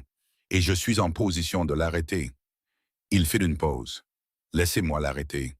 Et ensuite, dit-elle, ensuite, je vous devrai quelque chose. Ensuite, l'équilibre change. Ensuite, je ne suis plus ici en tant qu'employé. Je suis ici en tant que... Elle s'arrêta. Le mot qu'elle allait dire était cas de charité, ce contre quoi elle se battait depuis avant même qu'il ne frappe à sa porte. Je ne sais pas ce que je serai, dit-elle, mais pas ce que je suis venu être ici. Une personne qui a accepté de l'aide, dit-il doucement. C'est tout. Le silence dura assez longtemps pour qu'elle puisse entendre les insectes nocturnes à l'extérieur de la fenêtre. Et quelque part dans la maison, le son doux d'Emma parlant dans son sommeil, comme elle le faisait parfois. De courts fragments murmurés de conversations de rêve. Et Eleanor regarda les papiers sur le bureau. Elle pensa à Danny, qui s'était tenu le menton carré dans un cercle d'hommes hostiles et n'avait pas reculé. Elle pensa à Clara, qui avait absorbé la cruauté avec dignité et avait refusé d'être diminuée par elle. Elle pensa à Emma, qui croyait encore que le miel sur un biscuit était une promesse raisonnable, et que les chats sous la table faisaient une partie de la vie quotidienne. Elle pensa à ce qui arriverait à tous les trois si elle laissait sa fierté leur coûter la seule chose stable qu'ils avaient trouvée depuis la mort de Thomas. « Un prêt », dit-elle. Caleb cligna des yeux. « Si vous payez la dette bancaire, je la traiterai comme un prêt sur mon salaire. » Des termes formels, écrits avec témoins. Elle garda une voix plate et précise. « Je rembourserai chaque centime à un montant mensuel fixe jusqu'à ce que ce soit réglé. Vous me facturerez des intérêts. Je ne vous facturerai pas d'intérêts. Vous me facturerez des intérêts ou nous ne ferons rien du tout. » Elle le regarda dans les yeux. « Je ne suis pas une œuvre de charité. Je ne suis pas un cas difficile. Je suis une femme qui a besoin d'un prêt à court terme à un taux d'intérêt juste. Et si vous voulez m'aider, c'est de la forme que ça prendra. Ce sont mes conditions. » Caleb la regarda pendant un long moment d'évaluation, puis il dit « 2%, 3. » Sa bouche bougea. C'était définitivement presque un sourire cette fois. « Vous négociez le taux d'intérêt à la hausse? »« Je veux que vous preniez l'argent au sérieux, » dit-elle. « Un faible taux d'intérêt me dit que vous ne le considérez pas vraiment comme un prêt. »« 3%, dit-il, écrit, avec témoin. »« Oui. » Il hocha la tête une fois. « Je l'aurai à la banque lundi matin. »« Merci, dit-elle. » Les mots sortirent moins stables qu'elle ne l'avait prévu, et elle baissa les yeux sur le bureau avant qu'il ne puisse voir son visage en entier. « J'aurai les termes formels rédigés demain. »« Eleanor. » Elle ne leva pas les yeux. « Oui. » Thomas était un idiot, dit-il, pas pour l'alcool ou l'argent, pour ne pas avoir su ce qu'il avait. Elle serra les lèvres très fort. Elle l'entendit traverser la pièce. Elle entendit sa main toucher brièvement, légèrement, le cadre de la porte en partant. Un son plutôt qu'un geste. Une petite chose à peine perceptible. Elle resta très immobile longtemps après son départ. Dehors, la nuit d'été était sombre et chaude, pleine d'insectes et d'étoiles, et Emma murmura quelque chose dans son sommeil. Et Eleanor posa les deux paumes à plat sur le bureau, inspira, expira et se laissa, pendant exactement 30 secondes, s'effondrer complètement. Puis elle s'essuya les yeux, prit sa plume et commença à écrire les termes du prêt. Elle se tiendrait droite. Elle l'avait toujours fait. Mais pour la première fois depuis très longtemps, elle commençait à se demander ce que ça ferait de ne pas avoir à le faire entièrement seule. Caleb paya la banque le lundi matin, exactement comme il l'avait dit. Eleanor le savait parce que c'était elle qui avait rédigé la lettre à la banque, calculé le montant exact, y compris les pénalités que le silence de Thomas avait accumulées, et avait tendu à Caleb l'enveloppe scellée au petit déjeuner sans commentaire. Il l'a pris sans commentaire. C'est ainsi qu'il fonctionnait maintenant, avec l'efficacité propre de deux personnes qui avaient vu quelque chose de réel et d'honnête l'une chez l'autre, et avaient décidé sans mot dire de continuer à avancer. L'accord de prêt formel se trouvait dans le tiroir du bureau, signé et attesté par Martha, qui avait pincé les lèvres en lisant les termes de l'intérêt et n'avait rien dit, ce qui était de la manière de Martha d'exprimer à la fois sa désapprobation et son respect. Ce qu'Eleanor n'avait pas anticipé, c'était la façon dont la réponse de la banque allait se propager. Le mercredi, deux choses s'étaient produites. Premièrement, la rumeur en ville était passée de la version laide que Holt avait fait circuler à quelque chose de plus compliqué et donc de plus intéressant. Une veuve était arrivée au ranch de Thornton sans rien, avait identifié une erreur de facturation dans ses comptes de fourniture et avait envoyé une lettre de mise en demeure formelle à Briggs dès sa première semaine. Et maintenant, apparemment, une dette légale qui pesait sur elle depuis la mort de son mari était en train d'être résolue par un accord de prêt privé avec des termes écrits formels. Les gens qui avaient été enclins à voir Eleanor comme un cas de charité étaient contraints de revoir leur comptabilité. Deuxièmement, Briggs envoya une réponse à la lettre de mise en demeure qu'Eleanor n'attendait pas. Pas une excuse exactement, mais un crédit des montants surfacturés directement sur le compte de Caleb, accompagné d'une note si soigneusement formulée qu'Eleanor reconnut immédiatement la main d'un homme qui avait consulté un avocat avant de l'écrire. Elle montra la note à Caleb au souper. Il la lut, la posa et dit « c'est tout. C'est considérablement plus que ce que j'attendais de Briggs. » Il prit sa tasse de café. « Vous avez fait du bon travail. Vous me payez pour faire du bon travail. Je vous paye pour gérer les comptes de la maison, dit-il. Trouver 8 mois d'erreur de facturation et récupérer l'argent en moins de 2 semaines, c'est au-delà de ce pourquoi je vous ai engagé. » Eleanor le regarda par-dessus la table. « Essayez-vous de m'offrir une augmentation? » « J'essaie de dire merci sans que vous me disiez que je vous paye et que donc les remerciements sont inutiles. » Elle réfléchit à cela. « D'accord, dit-elle. De rien. » Il faillit sourire. Elle devenait meilleure pour attraper les presque sourires. Il y en avait plus qu'elle ne l'avait remarqué au début. La chose à laquelle elle ne s'attendait pas, c'étaient les enfants. Pas ses enfants. Elle s'attendait à toutes les configurations des ajustements, des difficultés et des petites victoires de ses enfants, parce qu'elle les connaissait. Ce à quoi elle ne s'attendait pas, c'était Caleb. Elle le remarqua d'abord avec Emma. Emma avait décidé, de la manière approfondie et non négociable des enfants de 5 ans, que Caleb était intéressant. Elle suivit cette conclusion jusqu'à sa fin logique. ce qui signifiait qu'elle suivait Caleb à une distance d'environ 2 mètres chaque fois qu'il était à proximité de la maison, l'observant avec l'attention concentrée d'un naturaliste observant une espèce inconnue. Caleb supporta cette surveillance avec une patience impressionnante. Il ne l'encouragea pas. Il ne la découragea pas. Il vaquait simplement à ses occupations et permettait à Emma d'observer. Puis un matin, Eleanor sortit sur le porche et trouva Caleb assis sur la marche supérieure. Pas debout. Assis, en fait. Une posture inhabituelle pour un homme toujours en mouvement. Et Emma assise à côté de lui, et les deux regardant quelque chose dans les mains de Caleb. Eleanor s'arrêta.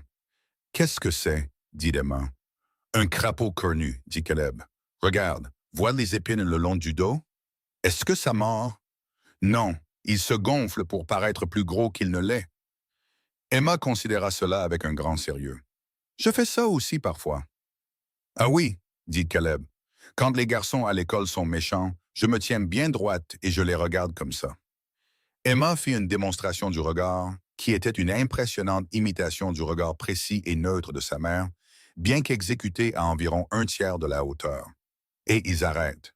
Caleb resta silencieux un moment. Est-ce que ça marche? Parfois, dit Emma honnêtement. Pas toujours. Quand ça ne marche pas, je vais chercher Danny. Bon système, dit Caleb.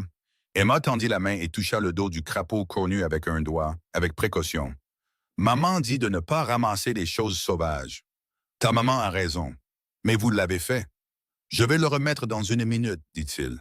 Je voulais juste m'assurer qu'il n'était pas blessé. Un des chevaux a eu peur près de cet endroit ce matin. Emma hocha la tête comme si c'était une explication parfaitement raisonnable. Puis elle dit, sans transition particulière, « Vous avez des enfants? » La pause qui suivit fut brève, mais Eleanor la sentit à 3 mètres de distance, comme quelque chose de physique. « Non, dit Caleb, vous en vouliez. »« Emma, dit Eleanor depuis le seuil, en gardant une voix égale. Emma la regarda sans gêne. « Je demande juste. »« Ce n'est rien, dit Caleb, et il le dit à Eleanor, pas à Emma. Et ses yeux se levèrent vers les siens un bref instant avant qu'il ne regarde de nouveau le crapaud dans ses mains. C'est une question juste. Il s'accroupit, posa le crapaud dans l'herbe sèche au pied des marches du porche et le regarda s'éloigner. « Ma femme et moi, nous n'avons pas eu la chance d'avoir des enfants. Elle est décédée il y a quelques années. »« Je suis désolé, dit Emma. »« Merci. »« Mon papa est décédé aussi, dit Emma. Maman a pleuré pendant très, très longtemps, mais elle ne le fait plus. »« Emma, je ne suis pas triste pour ça, ajouta Emma de la manière directe d'un enfant clarifiant quelque chose d'important. Je suis triste que papa soit mort. Je ne suis pas triste qu'elle ait arrêté de pleurer. Elle est plus belle quand elle ne pleure pas. Le silence qui suivit fut du genre dont Eleanor ne savait que faire. Alors elle fit la seule chose raisonnable, qui fut de dire à Emma d'aller aider Martha avec le pain, ce qu'Emma fit sans discuter, car Martha lui avait promis qu'elle pourrait façonner son propre petit pain aujourd'hui. Eleanor resta sur le porche après le départ d'Emma, et Caleb était toujours accroupi au pied des marches, regardant l'endroit où le crapaud avait disparu dans l'herbe. « Je suis désolé, dit Eleanor. Elle n'a pas de filtre entre... »« Ne vous excusez pas pour elle, dit-il doucement. » Il se leva. Il ne regarda pas Eleanor tout à fait directement, ce qui était inhabituel. Elle dit ce qu'elle pense. Il y a pire. Il fit une pause. « Ma femme et moi, j'ai mal dit ça. L'habitude. » Il s'éclaircit la gorge. « Ma femme, elle s'appelait Ruth. Elle aurait aimé Emma. » Eleanor ne dit rien. Elle comprit qu'il n'avait pas l'intention d'en dire autant et que la meilleure chose à faire était de le recevoir simplement et de ne pas le rendre plus grand qu'il ne l'avait voulu. « On dirait que c'était une femme bien, dit Eleanor. »« Elle l'était, dit-il, et puis il retourna au travail, et Eleanor le regarda traverser la cour et elle pensa à Ruth, qu'elle ne connaîtrait jamais et qui avait d'une manière ou d'une autre façonné l'homme qui était maintenant, de manière improbable, l'une des personnes les plus importantes dans la vie quotidienne de ses enfants. Le retournement de situation vint d'une direction qu'elle n'avait pas surveillée. Elle aurait dû surveiller. Elle le sut après coup. Elle avait été si concentrée sur la dette bancaire, sur le grand livre, sur son installation dans le travail et la gestion de la maison, sur le fait de voir ses enfants respirer, manger et dormir correctement, qu'elle avait cessé de surveiller le périmètre. Et c'est à ce moment-là que les choses sont arrivées. Il s'appelait Gerald Marsh, le frère de Thomas, et Eleanor l'avait rencontré 2 fois en 6 ans de mariage. Une fois au mariage, une fois à une réunion de Noël 3 ans plus tard. Un homme mince avec la même couleur de cheveux que Thomas, mais aucune des meilleures qualités de Thomas. Le genre d'homme qui calculait tout ce qu'il disait avant de le dire, d'une manière qui l'avait mise mal à l'aise, même quand elle n'avait aucune raison spécifique de se méfier de lui. Elle avait demandé une fois à Thomas pourquoi Gerald ne venait jamais, et Thomas avait répondu trop rapidement qu'il s'était disputé pour des affaires des années auparavant et en était resté là.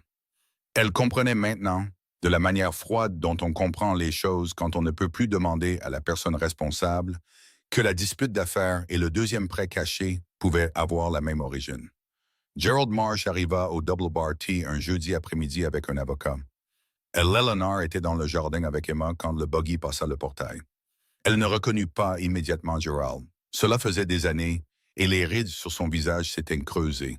Mais elle reconnut le manteau noir de l'avocat et sa maillette en cuir, et quelque chose en elle devint froid et très immobile. « Et Eleanor, dit Gerald, descendant et retirant son chapeau dans la performance d'un homme respectueux pour le bénéfice d'un témoin. « Tu as l'air en forme. »« Gerald, dit-elle. » Elle ne dit pas qu'il avait l'air en forme. Elle garda sa voix exactement égale et son visage exactement neutre. Le masque qu'elle avait passé des années à perfectionner. C'est inattendu. J'aurais écrit d'avant, mais j'avais peur que tu ne déménages. Il sourit, et c'était le genre de sourire qui signifiait le contraire de ce pourquoi les sourires étaient faits. Je te cherche depuis le décès de Thomas, les enfants surtout. Ses yeux se posèrent sur Emma, qui avait arrêté de creuser dans la terre et regardait Gerald avec ce regard plat et évaluateur qu'Eleanor avait remarqué qu'elle déployait sur les choses qu'elle trouvait suspectes. « Pourquoi ?» dit Eleanor. « La succession de Thomas, dit Gerald, ce qu'il en reste. En tant que son frère et plus proche parent, j'ai certains intérêts à m'assurer que les enfants soient correctement pourvus. » L'avocat s'avança et tendit une enveloppe. Eleanor ne la prit pas. « Qu'est-ce que c'est ?» dit-elle. « Une pétition, dit l'avocat. » Il était jeune et mal à l'aise, le genre de jeune avocat qui avait été engagé pour fournir un vernis de légitimité à quelque chose qui se sentait mauvais. Pour la garde partielle des enfants mineurs de Thomas et Eleanor Marsh, déposée au nom de M. Gerald Marsh, en tant qu'oncle paternel des enfants, étant donné les préoccupations concernant... « Non, dit Eleanor. Le sourire de Gerald ne vacilla pas. « Eleanor, je comprends que ce soit alarmant. » J'ai dit non.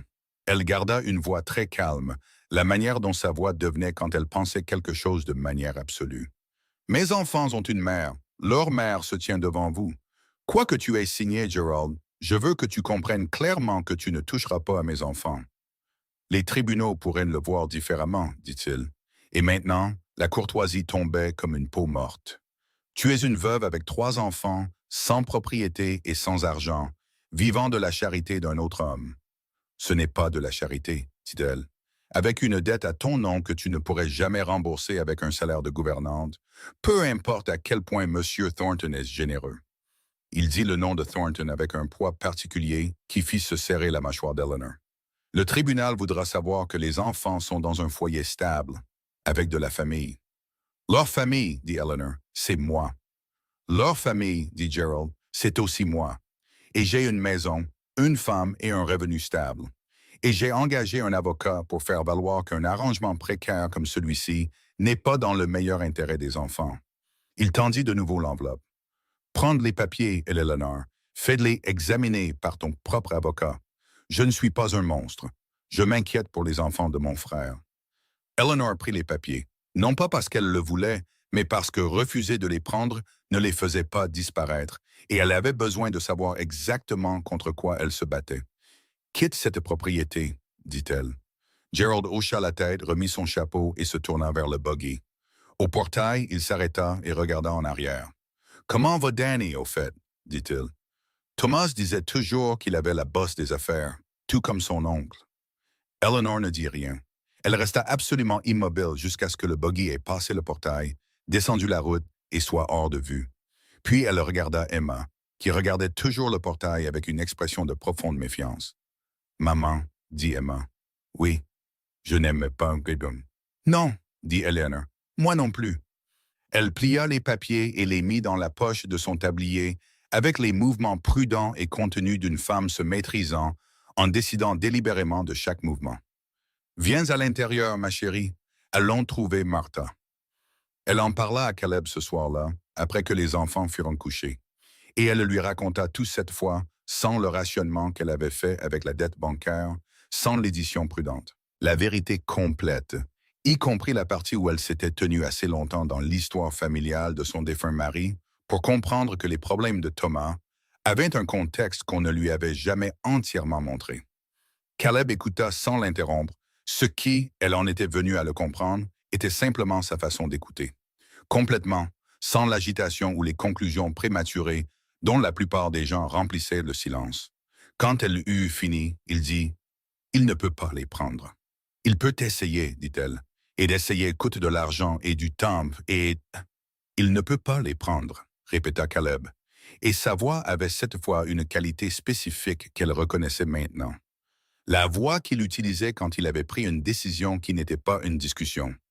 Que prétend la pétition, spécifiquement? Elle ouvrit les papiers et lui lut les sections pertinentes. En lisant, elle observa son visage et le vit passer par la colère, comme une tempête traverse une vallée. On ne pouvait pas l'arrêter. On ne pouvait qu'observer sa forme. « Il prétend que vous ne pouvez pas fournir un logement stable, » dit Caleb. « Oui, au motif que vous louez une chambre plutôt que d'avoir votre propre propriété, essentiellement. Et que le prêt... » Il s'arrêta. Sa mâchoire se serra. Il est au courant du prêt. Il a enquêté, dit Eleanor. La banque aurait... Elle s'arrêta. Oui, il est au courant. Il le présente comme une preuve d'instabilité financière. Il le présente comme... Caleb se leva. Un mouvement contrôlé mais définitif. Il fit les 100 pas jusqu'au mur et revint, et elle avait déjà vu ça. C'était sa façon de gérer les choses qui lui donnait envie de frapper quelque chose. Il marchait à la place. Eleanor. Oui. Ceci est mon ranch, ce sont mes comptes. Ce qui se passe sous ce toit et les accords conclus entre les gens dans cette maison ne sont pas les affaires de Gerald Marsh, et ce ne sont pas les affaires du tribunal à moins que quelqu'un ne choisisse d'en faire leur affaire. Il se retourna. Je veux répondre à cela formellement, avec mon nom sur la réponse. Caleb, il utilise votre instabilité contre vous, votre logement, vos finances. Je peux aborder la question du logement, car vous et vos enfants vivez ici. Je peux parler du prêt comme d'un arrangement d'emploi standard. Ma parole a du poids dans ce comté. Il fit une pause. Laissez-moi l'utiliser. Leonard le regarda. Elle pensa à toutes les fois où elle avait dit non. À la charité, à l'avance, à chaque main tendue, et comment chaque refus lui avait coûté quelque chose. Elle s'était dit que c'était de la fierté, mais elle commençait à soupçonner que c'était quelque chose de plus proche de la peur. La peur de devoir, la peur d'avoir besoin, la peur que si elle se laissait d'avoir besoin de quelqu'un, cette personne finirait par l'utiliser. Thomas lui avait appris cette peur. « Que voulez-vous en retour ?» dit-elle. La question atterrit dans la pièce avec un poids qu'elle n'avait pas tout à fait voulu lui donner. Caleb la regarda, et ce qu'il y avait sur son visage n'était pas de l'offense. C'était quelque chose de plus calme et de plus compliqué que l'offense. De la reconnaissance peut-être. De ce qu'elle demandait vraiment, de ce dont elle avait vraiment peur. « Rien, dit-il. Eleanor, rien. Les gens ne... Je sais ce que les gens font, dit-il. Je ne vous demande pas de faire confiance à tout le monde. Je vous demande de me faire confiance à moi, spécifiquement, sur la base de ce que j'ai réellement fait et dit dans cette maison depuis le jour où je vous ai rencontré. » Il soutint son regard. « Vous ai-je demandé quoi que ce soit? Vous ai-je donné des raisons de penser que je le ferais? » Elle y réfléchit honnêtement, de la manière dont elle essayait de penser à tout, sans les distorsions confortables de l'espoir ou de la peur. Juste les faits bruts. Il avait payé la dette bancaire à des conditions justes. Il avait renvoyé Holt sans qu'on le lui demande. Il s'était accroupi dans la poussière pour montrer un crapaud cornu à Emma et avait parlé de Ruth sans qu'on le presse. Il avait écouté ce soir sans que cela ne devienne une affaire personnelle. « Non, dit-elle. Alors laissez-moi faire ça. » Elle regarda les papiers sur ses genoux. Elle pensa au menton de Danny, à la dignité silencieuse de Clara et au regard plat d'Emma vers le portail. « D'accord, dit-elle. » Quelque chose dans les épaules de Caleb s'abaissa d'une fraction. Pas du soulagement, exactement, mais la libération de quelque chose qu'il retenait. J'irai voir l'avocat demain, dit-il. Nous aurons une réponse déposée avant la fin de la semaine. Merci, dit-elle. De rien, dit-il. Et puis, parce qu'il apprenait aussi, pas d'argument. J'apprends, dit-elle doucement. Il la regarda un moment, et il y avait quelque chose sur son visage qu'elle n'était pas sûre d'avoir le droit de nommer encore. Mais elle en était consciente. Elle en était consciente depuis un certain temps. Elle avait fait attention à ne pas le regarder directement, de la même manière qu'on ne regarde pas directement quelque chose de brillant parce qu'on n'est pas encore certain si c'est de la lumière ou du feu. Mais elle savait que c'était là. Eleanor. Sa voix était différente maintenant, plus douce, plus prudente. La voix qu'il utilisait pour les choses qui lui coûtaient quelque chose. Oui, il s'arrêta, regarda ses mains, puis elle. Quand ce sera résolu, quand Gerald sera parti et que les papiers du tribunal auront une réponse et que vos enfants seront en sécurité, il fit de nouveau une pause, comme s'il choisissait chaque mot d'une réserve petite et précieuse. J'aimerais vous parler de quelque chose, de ce que c'est, de ce que nous sommes. Il s'arrêta. Je ne le dis pas bien. Non, dit-elle. Sa voix était très calme. Mais je comprends ce que vous voulez dire. Vraiment? Je pense que oui. Elle plia les papiers et les tint sur ses genoux. J'aimerais ça, quand ce sera résolu. Il hocha la tête une fois, il la regarda un moment de plus, et à ce moment-là, elle se permit de le regarder en retour, de le regarder vraiment, sans la gestion prudente qu'elle appliquait habituellement à son regard. Et ce qu'elle vit, c'était un homme qui avait été seul pendant très longtemps et qui commençait seulement à se laisser aller. Elle reconnut cela. Elle connaissait ce pays. Elle resta assise dans le calme du bureau avec les papiers sur ses genoux, la lampe qui brûlait bas et la nuit d'été qui pressait chaude contre les fenêtres. Et elle pensa, Gerald Marsh, tu as choisi la mauvaise veuve. Elle pensa, tu n'as aucune idée de ce qui se dresse entre toi et mes enfants. Elle pensa, moi non plus, il y a 2 semaines. Elle aplatit les papiers contre le bureau et se mit à les relire. Cette fois, cherchant non pas les parties qui l'effrayaient, mais les parties qu'elle pouvait démanteler ligne par ligne avec soin. De la même manière qu'elle avait démantelé les erreurs de facturation de Briggs, méthodiquement, précisément, sans sentiment. Au moment où la lampe s'éteignit, elle avait 7 contre-arguments spécifiques écrits dans la marge. Elle alla se coucher sans peur. Elle resta allongée dans le noir et écouta les murmures de rêve d'Emma, la respiration régulière de Clara, et quelque part dans le couloir, le craquement de la vieille maison qui s'installait dans la nuit. Et elle pensa, « Je me suis battue seule pendant si longtemps. J'ai oublié ce que ça faisait d'avoir quelqu'un à mes côtés. » Ça faisait, elle commençait à le comprendre, comme ça. Pas facile, pas certain, pas sans ses coups et ses complications. Mais solide, comme un sol qui tiendrait. Elle ferma les yeux et se laissa, pour la première fois depuis plus longtemps qu'elle ne pouvait s'en souvenir, s'endormir sans calculer ce que le matin lui coûterait. L'avocat s'appelait Edmund Price, et il exerçait le droit dans le comté de Millhaven depuis 31 ans, ce qui signifiait qu'il avait vu la plupart des choses et avait été surpris par très peu d'entre elles. Il n'avait pas, admit-il à Caleb le vendredi matin, vu une pétition de garde aussi mince depuis très longtemps. La pétition repose presque entièrement sur l'instabilité financière, dit Price, étalant les papiers sur son bureau et les regardant avec l'expression particulière d'un homme identifiant les points faibles de la structure d'un adversaire. Ce qui signifie que dès que vous démontrez la stabilité, la pétition ne tient plus debout. Il regarda Caleb par-dessus les papiers. « Vous êtes prêt à témoigner de la nature de l'emploi de Mme Marsh ici? »« Je le suis, » dit Caleb. « Et de l'accord de prêt. Terme complet, écrit et attesté. 3% d'intérêt, calendrier de remboursement mensuel sur le salaire, chaque centime documenté. » La voix de Caleb était plate et précise. Ce n'est pas de la charité. C'est un prêt privé standard, du genre de ceux qui se font entre employeurs et employés dans ce comté toutes les 2 semaines. Je le dirai sous serment devant le tribunal autant de fois que nécessaire. Price hocha lentement la tête. Et la situation du logement? Elle et ses enfants résident sur ma propriété, dans ma maison, dans les quartiers du gérant de maison, dit Caleb. Hébergement standard pour un gérant de maison résident, ce qu'elle est. L'avocat de Gerald Marsh le présentera différemment. L'avocat de Gerald Marsh est libre de le présenter comme il veut, Les faits ne changent pas. Price le regarda un moment, le regard d'un homme qui lisait quelque chose au-delà des mots prononcés. Monsieur Thornton, dit-il prudemment, y a-t-il quelque chose dans la situation que Gerald Marsh pourrait utiliser pour compliquer la caractérisation? Quelque chose qui ne soit pas de nature strictement professionnelle? Caleb le regarda droit dans les yeux. Pas encore, dit-il. Price resta silencieux pendant exactement 3 secondes. Puis, il prit sa plume. Très bien, dit-il. Voici ce que nous allons faire. Eleanor ne savait pas ce que Caleb avait dit dans le bureau de Price. Il revint cet après-midi-là et lui dit que la réponse serait déposée d'ici lundi, que Price était confiant et qu'elle devait le laisser gérer les manœuvres légales à partir de maintenant.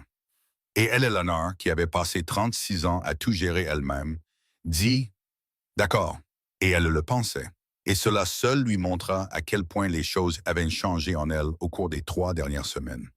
Ce sur quoi elle se concentra à la place, c'était Danny. Danny était silencieux depuis la visite de Gerald. Pas le silence habituel, pas le silence réfléchi et contenu qu'elle avait appris à lire comme son état naturel. C'était un silence différent, tendu, vigilant.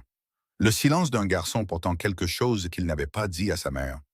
Elle trouva son moment le samedi matin, quand Clara avait emmené Emma aider Martha dans le potager et que la maison était brièvement, inhabituellement calme.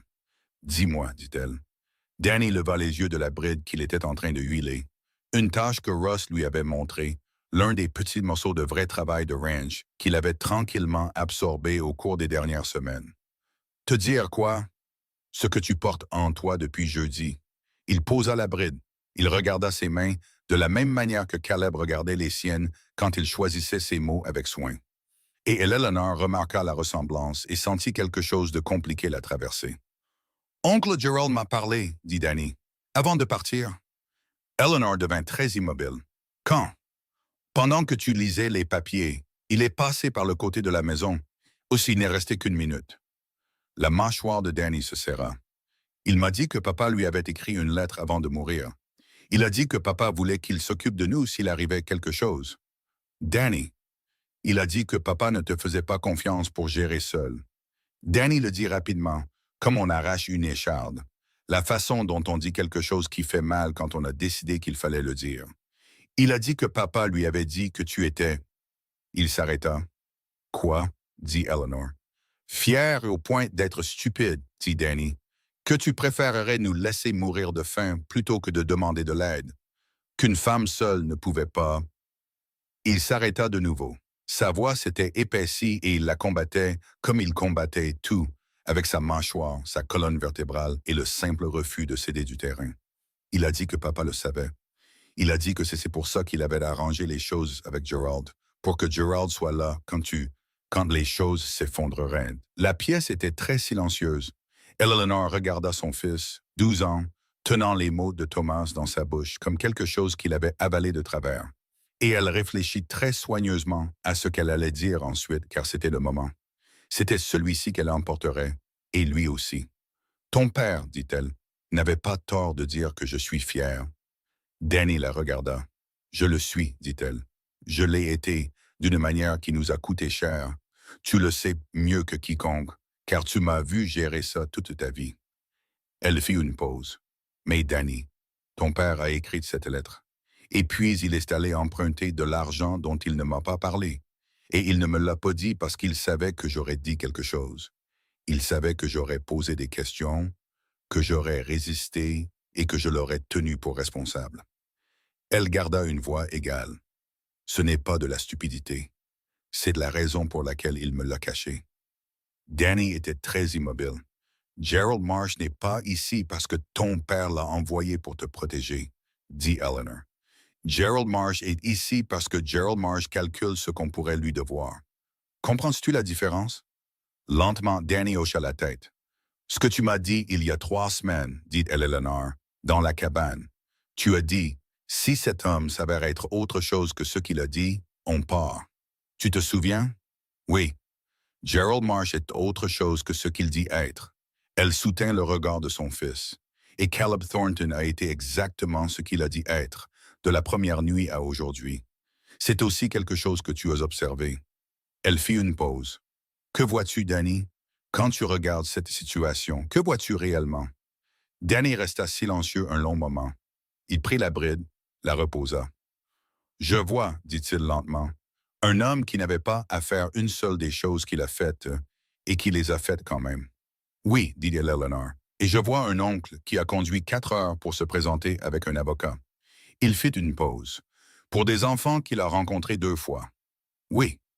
Danny hocha la tête une fois, le hochement de tête décisif, celui qui signifiait que la décision était prise et que la révision était terminée. De quoi as-tu besoin que je fasse? Et Eleanor sentit quelque chose se déverrouiller dans sa poitrine, qu'elle ne savait pas être verrouillée. Sois toi-même, dit-elle. C'est tout. Sois juste exactement qui tu es. Il prit la bride et se remit au travail. L'audience était fixée au mardi. Eleanor portait sa plus belle robe, qui n'était pas impressionnante selon les standards de la ville, mais qui était propre et repassée.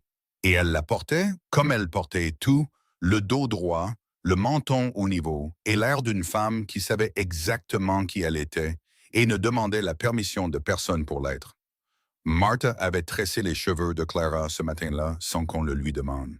Une longue tresse soignée que Clara n'arrêtait pas de toucher. De la manière dont on touche quelque chose dont on n'est pas sûr que ce soit réel.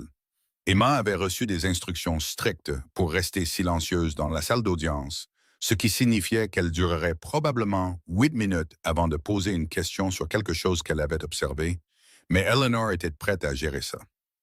Danny entra dans le palais de justice aux côtés d'Eleanor comme s'il y avait sa place. Gerald et son avocat étaient déjà assis. Gerald fit un signe de tête à Eleanor dans la performance d'un homme civilisé. Eleanor le transperça du regard avec la précision d'une femme qui avait décidé qu'il n'existait sous aucune forme nécessitant une reconnaissance. Elle sentit Caleb entrer derrière eux. Elle ne se retourna pas. Elle n'en avait pas besoin. Le juge Arlen Beebe siégeait au tribunal du comté de Millhaven depuis 22 ans. Et elle regarda la pétition de Gerald Marsh par-dessus ses lunettes avec l'expression d'un homme qui avait une patience très limitée pour le gaspillage de son mardi matin. L'avocat de Gerald plaida sa cause en 20 minutes. Instabilité financière, pas de logement permanent, un accord de prêt privé de nature ambiguë. L'intérêt supérieur des enfants nécessitant la stabilité des liens du sang et d'un foyer établi. Il était bon. Eleanor devait le lui accorder. Il arrangeait les faits comme des meubles, les déplaçait dans des positions qui projetaient des ombres différentes de celles qu'il projetait réellement. Puis Edmund Price se leva. Il présenta le témoignage écrit de Caleb concernant l'emploi d'Eleanor, son salaire, ses conditions, ses responsabilités, le montant de la facturation récupérée qu'elle avait identifié dès sa première semaine. Il présenta l'accord de prêt, formel et attesté, et lut les termes dans leur intégralité, y compris le taux d'intérêt, ce qui fit hausser un sourcil au juge et le fit regarder Eleanor avec quelque chose qui aurait pu être du respect. Il présenta le témoignage de Martha, écrit et signé, concernant la maison, la gestion d'Eleanor et l'état des enfants sous sa garde. Martha, nota Eleanor, n'avait pas été tendre avec les caractérisations de Gerald. Martha n'était pas tendre avec grand-chose.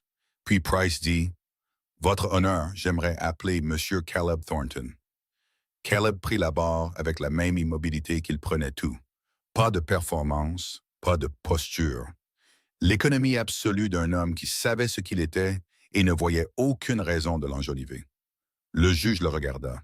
« Monsieur Thornton, vous dirigez le Double Bar T? »« Oui, monsieur. »« Madame Marsh est employée dans votre maison? »« Elle l'est, en tant que gérante de maison. Elle gère les comptes, le personnel domestique, les commandes de fourniture et le budget de la maison. Elle a identifié et récupéré une divergence de facturation dès la première semaine de son emploi qui s'élevait à 8 mois de surfacturation de la part du principal fournisseur. Il le dit sans inflexion. C'est la meilleure personne que j'ai embauchée en 12 ans de gestion de ce ranch. L'avocat de Gerald dit, « Monsieur Thornton, concernant l'accord de prêt privé, qu'y a-t-il à ce sujet? Le caractériseriez-vous comme un arrangement standard entre employeur et employé? » Oui. Malgré la nature personnelle des circonstances. Caleb regarda l'avocat fixement. Les circonstances du prêt sont que Madame Marsh a découvert après la mort de son mari qu'il avait contracté une deuxième hypothèque à son insu. La dette était attachée à son nom. J'ai offert un prêt privé à des conditions standards pour lui permettre de la régler. Elle a négocié elle-même le taux d'intérêt et a insisté sur une documentation formelle. Il fit une pause.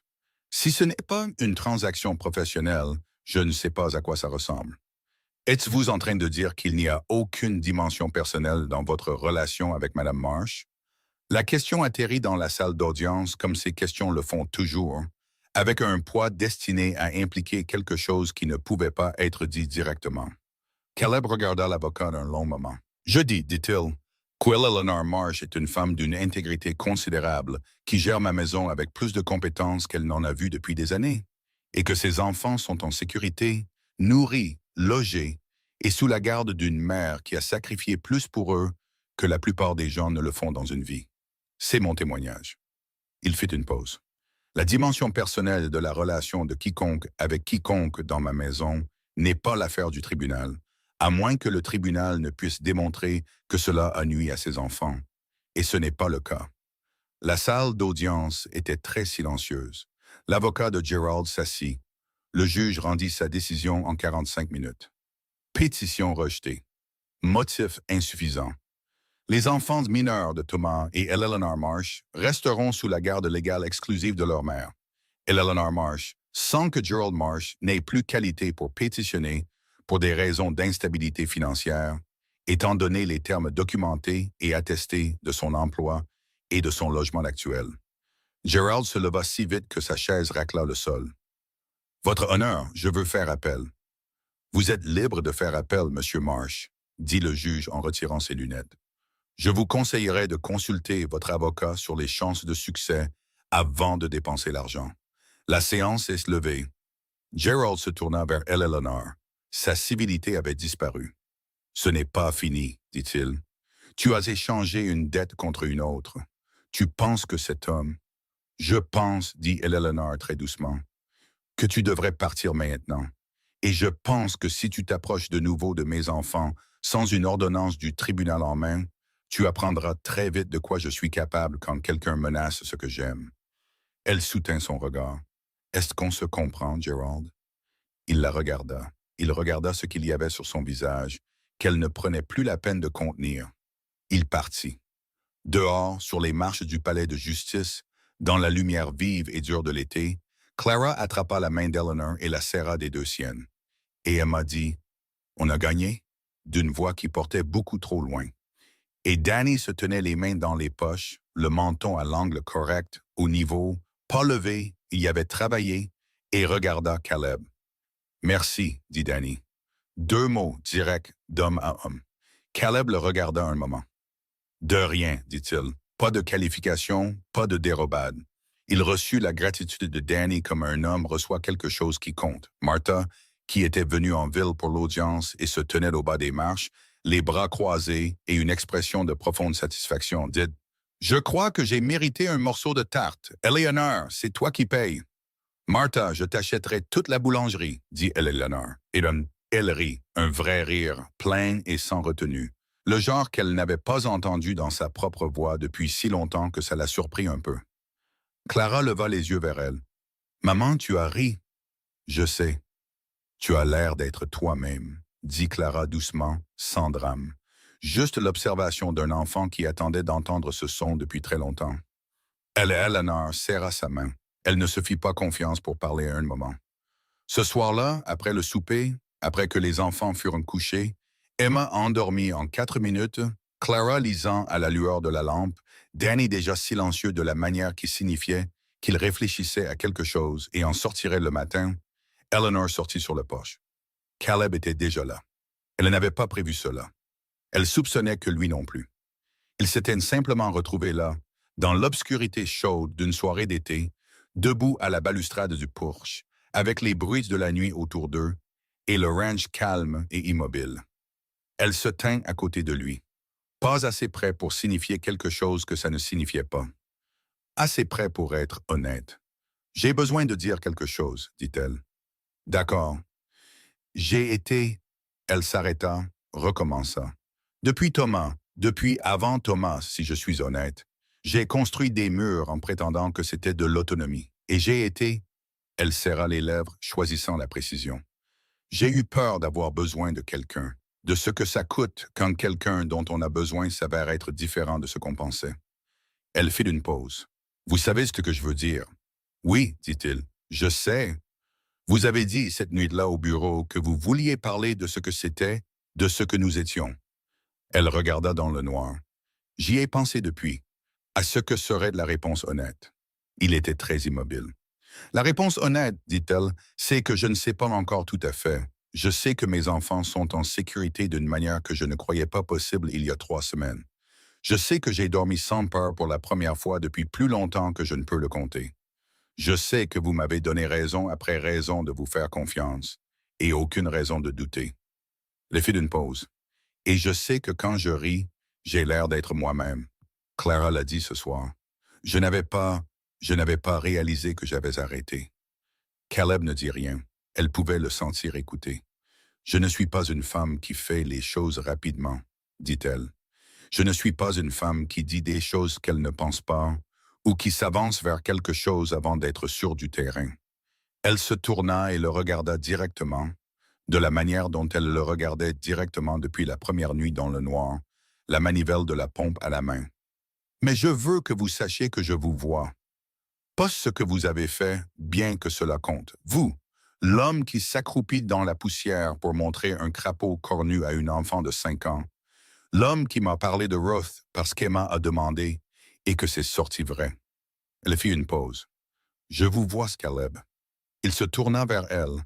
Son visage dans le noir était le visage qu'elle lisait depuis 3 semaines. Les raids et le poids de celui-ci, les endroits qui avaient guéri et les endroits qui ne l'avaient pas fait.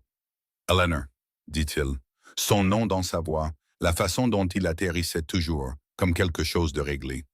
J'ai été seul pendant 7 ans. J'avais fait la paix avec ça.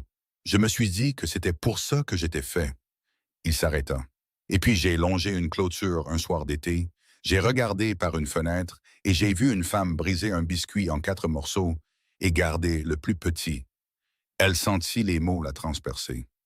Je ne suis pas allé à cette cabane pour vous offrir un travail, dit-il. Je me suis dit que si, c'est ce que je me disais dans ma tête. C'est une question pratique. Cette femme a besoin de travail. J'ai besoin d'aide à la maison. C'est une histoire propre. Il fit une pause. Mais je savais quand j'y allais, je savais que c'était autre chose. Qu'est-ce que c'était, dit-elle. Je ne voulais pas m'éloigner, dit-il simplement, de ce qu'était cette lumière dans la fenêtre, de la personne qui était là-dedans, tenant ensemble des choses qui n'auraient pas dû tenir. Il soutint son regard. Je ne voulais pas m'éloigner de vous. La nuit était très chaude et très silencieuse, et quelque part dans la maison, Emma murmura quelque chose dans un rêve. Et les vieilles planches craquèrent, et les étoiles d'été étaient les mêmes étoiles qu'elles avaient toujours été, indifférentes, brillantes et anciennes. Et rien de tout cela, pas une seule chose autour d'eux, n'avait le pouvoir de rendre ce moment plus petit qu'il ne l'était. Eleanor tendit la main et la posa sur la sienne, là où elle reposait sur la balustrade du porche. Il baissa les yeux sur sa main. Puis il retourna la sienne et la tint. Ils restèrent ainsi un long moment sans parler, car certaines choses n'ont pas besoin de mots. Et tous deux avaient appris, séparément et douloureusement, la différence entre dire quelque chose et le penser.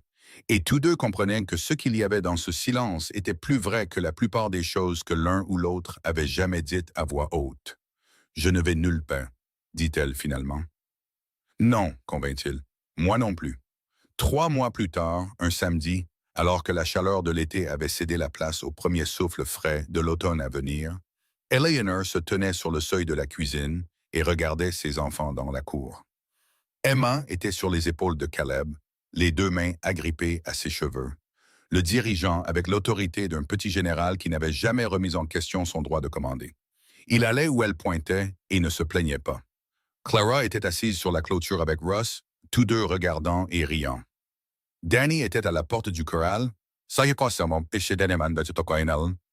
quelque chose avec une corde que Caleb lui avait montrée la semaine dernière, pratiquant la boucle avec la répétition patiente d'un garçon qui avait décidé d'apprendre quelque chose et n'allait pas s'arrêter avant de l'avoir maîtrisé. Martha vint se tenir à côté d'Eleanor sur le seuil. Elle ne dit rien pendant un moment. Elle regarda la cour, les enfants et l'homme qui s'y trouvait. Puis elle dit, il n'a pas ri comme ça depuis Roth. Eleanor regarda Caleb se baisser soudainement, évitant de justesse de perdre un œil à cause de la redirection enthousiaste d'Emma, et entendit le rire qui sortit de lui, plein, sans retenue et entièrement réel. « Je sais, dit-elle. « Tu es bonne pour lui, dit Martha. Il est bon pour nous. »« Oui, dit Martha. C'est généralement comme ça que ça se passe avec les meilleurs. » Elle retourna au fourneau. Eleanor resta sur le seuil. Danny réussit sa boucle. Elle tomba net et juste sur le poteau de la clôture, et il leva les yeux avec l'expression de quelqu'un qui attendait de ressentir cela, la satisfaction spécifique d'une chose difficile bien faite. Et Caleb leva une main de l'autre côté de la cour en signe de reconnaissance. Pas un grand geste, juste un signe de la main. D'homme à homme, Danny sourit, le vrai sourire, celui d'un enfant de 12 ans, celui qu'Eleanor ne voyait presque jamais parce qu'il était si occupé à être prudent, responsable et plus âgé qu'il n'aurait dû l'être. Elle appuya sa main contre le cadre de la porte et garda ce sourire dans ses yeux, comme quelque chose qu'elle allait conserver. Elle pensa, « C'est à ça que j'ai dit oui, cette nuit-là dans le noir, la manivelle de la pompe à la main et la peur froide dans mon estomac. C'est à ce moment précis que j'ai dit oui. » Elle pensa, « Thomas nous a laissés sans rien, et nous avons tout trouvé. » Elle pensa, « Mes enfants vont s'en sortir. » Non pas parce que le monde était devenu plus facile, non pas parce que les choses difficiles avaient cessé d'être difficiles, ou que le passé s'était réarrangé en quelque chose de plus joli qu'il ne l'était, mais parce qu'elle s'était tenue dans les décombres d'une vie et avait choisi, délibérément, obstinément, contre tout instinct qui lui disait de n'avoir besoin de personne d'en construire une autre, et elle ne l'avait pas construite seule. Caleb leva les yeux de la cour et la trouva sur le seuil, comme il la trouvait toujours, sans chercher, de la manière dont on trouve quelque chose qu'on a déjà mémorisé. Et pendant un moment, ils se regardèrent simplement à travers la distance entre le porche et la cour, à travers tout ce qu'ils avaient été et tout ce qu'ils étaient encore en train de devenir. Et il hocha la tête une fois. Elle hocha la tête en retour. Eleanor Marsh était arrivée à ce ranch avec 2 sacs de farine, 3 enfants et une fierté si féroce qu'elle avait failli la tuer. Elle laissait cette fierté dans la cour, appartenait. Non pas en l'abandonnant, car la dignité d'une femme n'est pas une chose à abandonner, mais en la remettant à sa juste taille, à sa juste place, aux côtés de quelque chose de plus grand, de plus vrai, et qui valait chaque pas terrifiant qu'il avait fallu pour l'atteindre. Elle redressa les épaules. Elle rentra pour aider Martha avec le souper. Et pour la première fois depuis plus longtemps qu'elle ne pouvait le mesurer, Eleanor Marsh était exactement là où elle était censée être. Et elle le savait dans ses os, dans ses mains et dans le battement régulier et sans peur de son cœur.